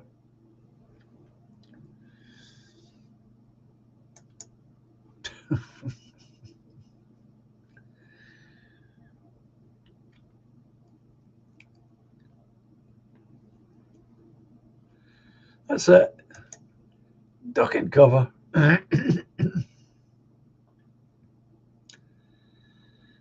That's what they told us in the old days.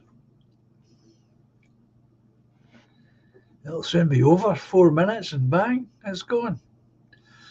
I never thought for one iota that I would be talking this way again.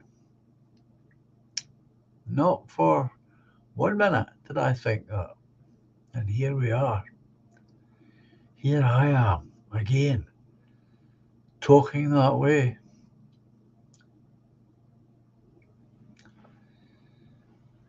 As they say, nothing ever changes really.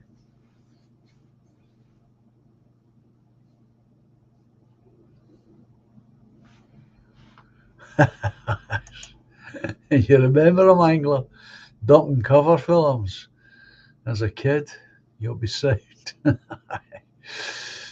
Yeah.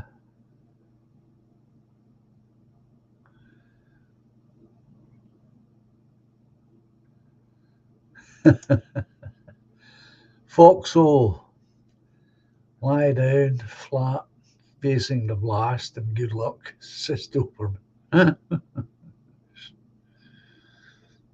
Yeah.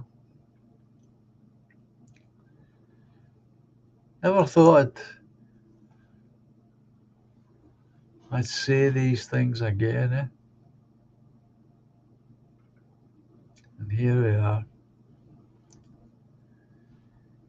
Here we are.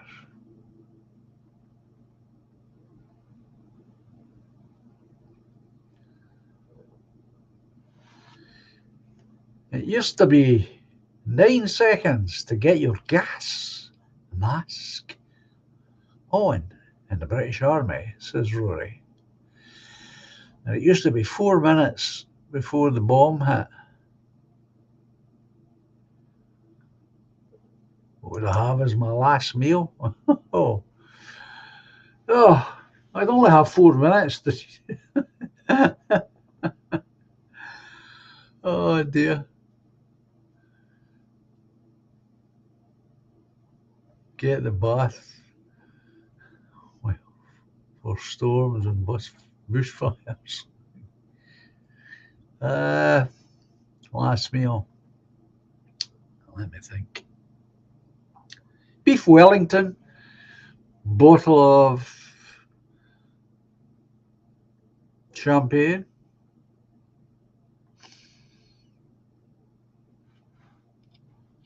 Now, if it's my last meal, and I know it's my last meal, I could probably try and force down a couple, or at least a bottle and a half.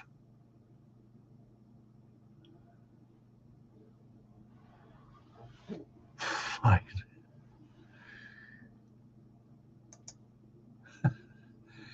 Get me in the right moment, and I don't need that Viagra. To be honest, I don't.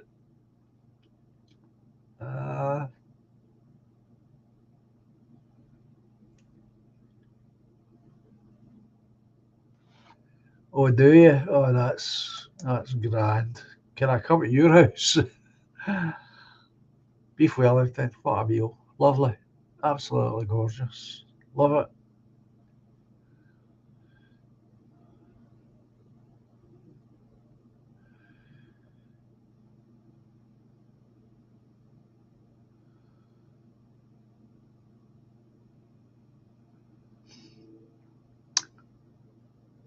Beef Wellington. I do like beef Wellington. I do. A gas mask will protect you, says Anglo, from a 50-ton or kiloton hydrogen bomb.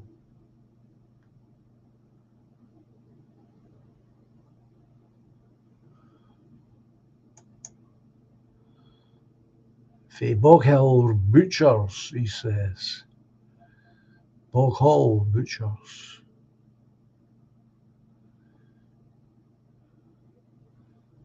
Oh, what a meal. What a meal.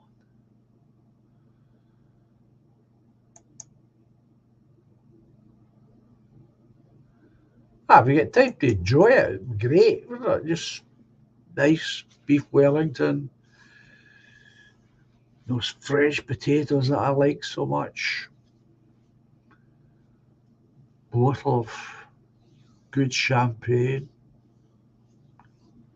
good company, time to enjoy it. Yeah, that would be all right. I could see myself out that way.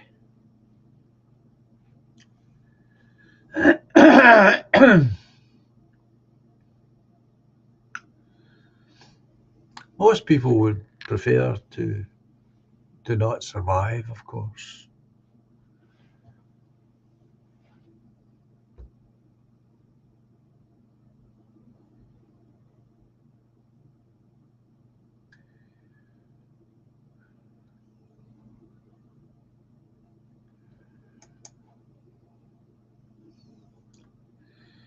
Good taste, my sir.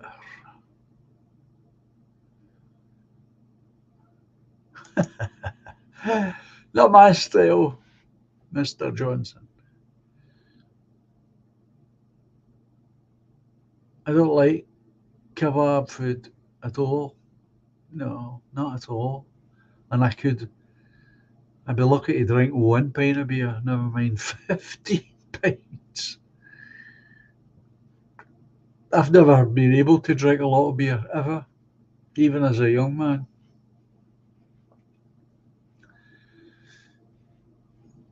I'm a very slow eater and I'm a very slow drinker.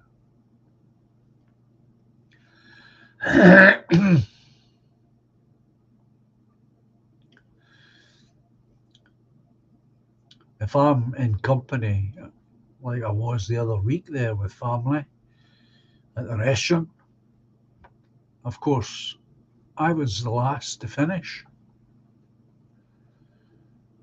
What's this? Eki, caramelized onions. Yeah. Mashed potatoes. Fresh butter. Fillet. Imagine. Midgeon. 4 fingers of 18-year-old single barrel. Anything with Glen in it. Malt you're talking about.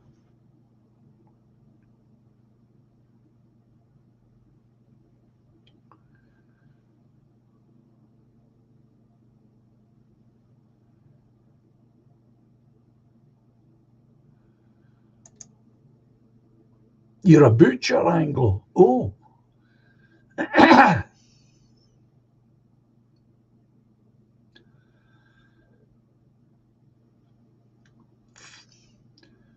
Four rib roast, then a topside.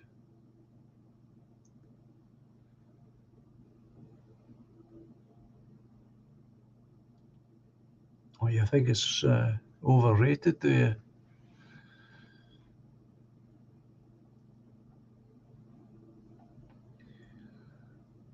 Well, not this one. I could drink a bottle of champagne to myself, but I don't think that constitutes being a big drinker.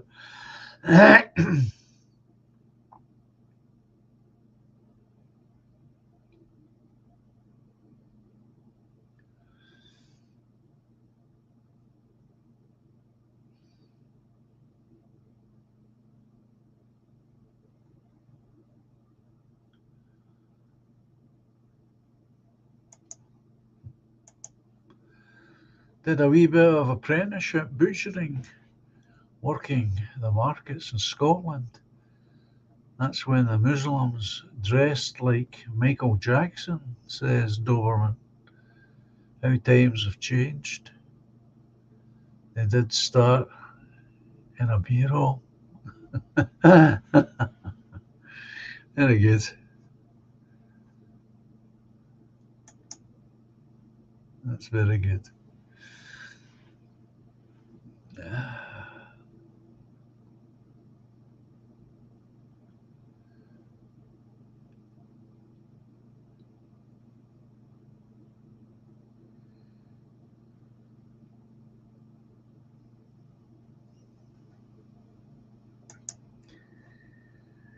Well, folks, it's that time already, believe it or not.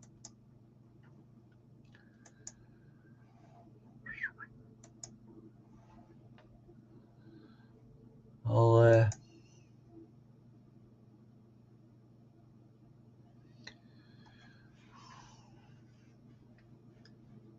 I've got no opinion on Michael Jackson, to be honest.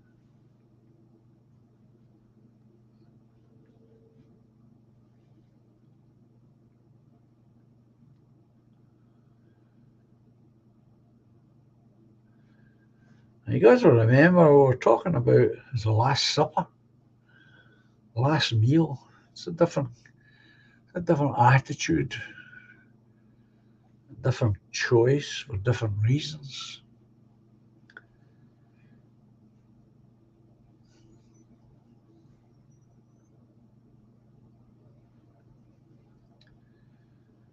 Oh, I don't know. He's of no interest to me at all, to be honest.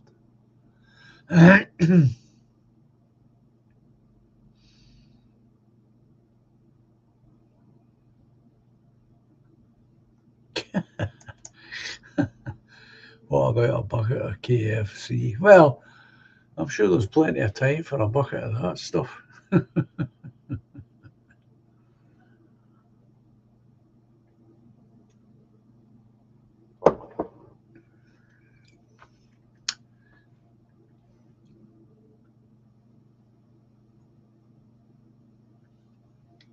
He still lives in our hearts, does he, Eki? Might live in your heart, my friend, but he certainly doesn't live in mine. Could tell you that.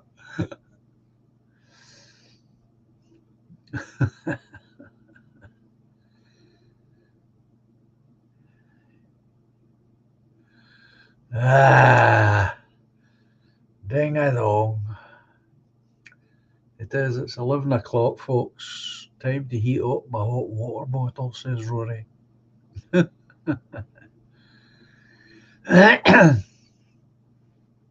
Never cared for his music, never cared for him. No interest to me, to be honest. I agreed there, Anglo. Um,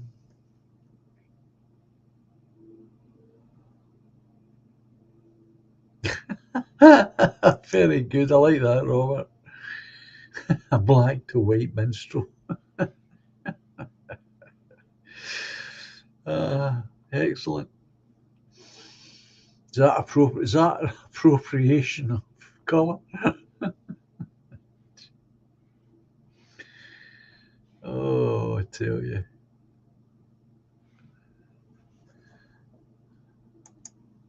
I've never tried it, to be honest. Never tried it.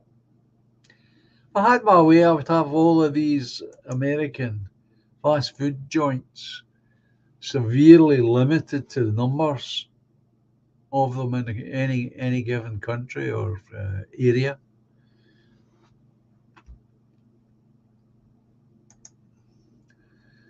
As a child of the 80s, says Eke, I ended up liking some of his catalogue.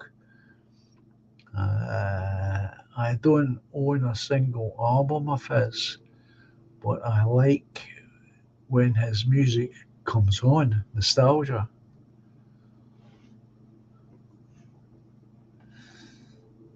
I certainly don't have any of his music either.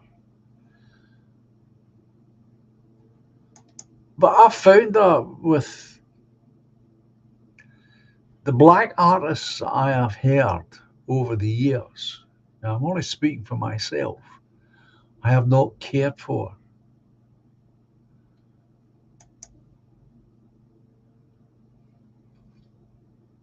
Just never have. Too many fatties.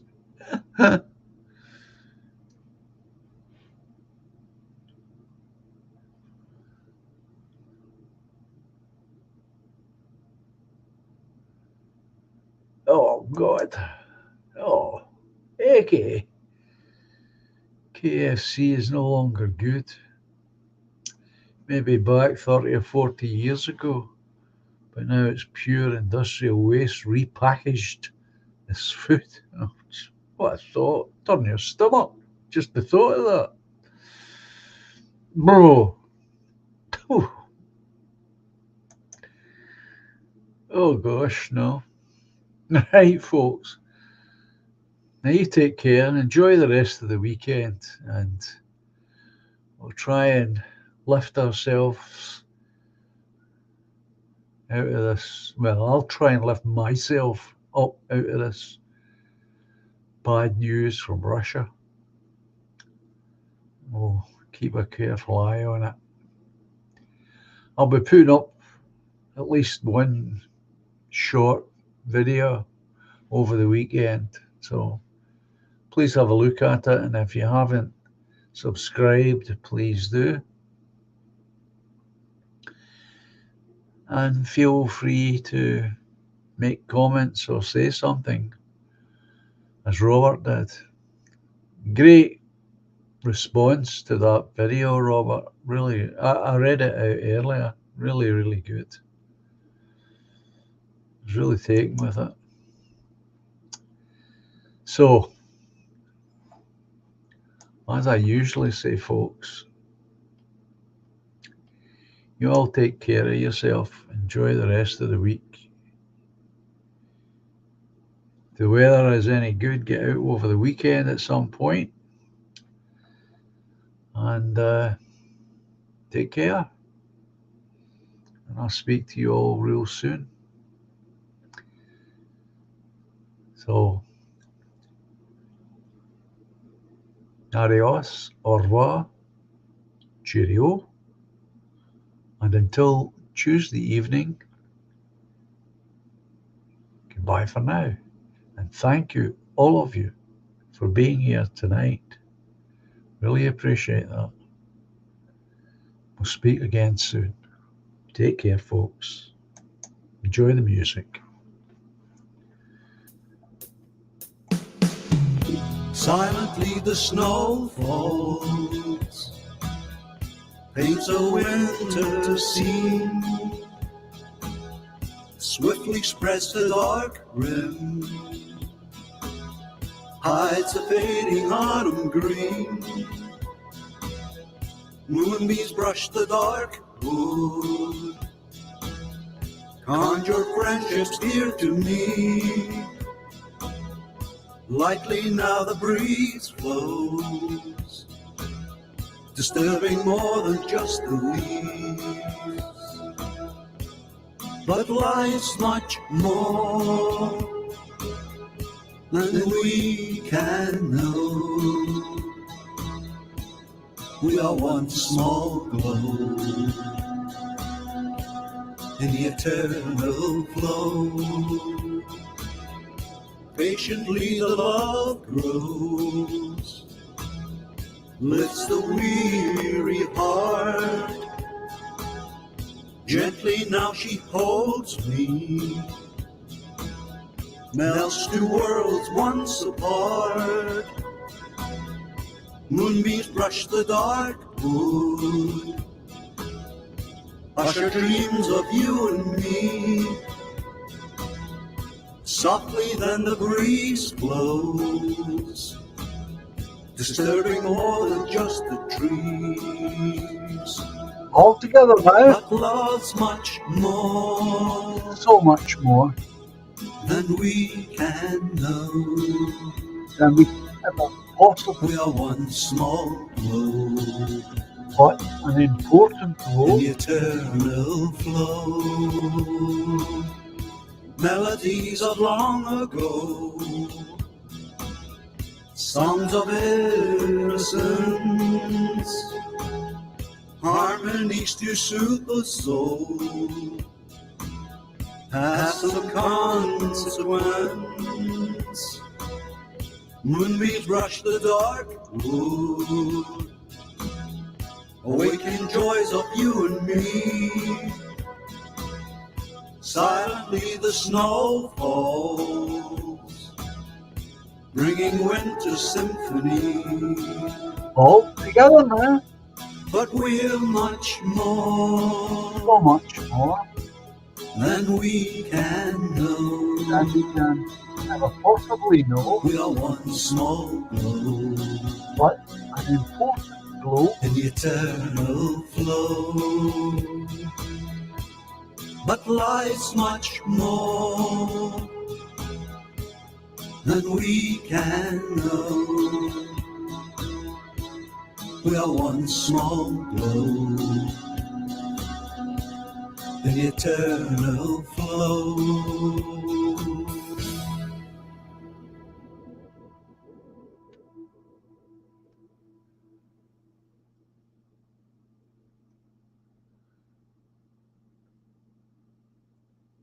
So take care, folks. We'll speak again soon. Good night. God bless. See you on Tuesday, God willing. Bye just now.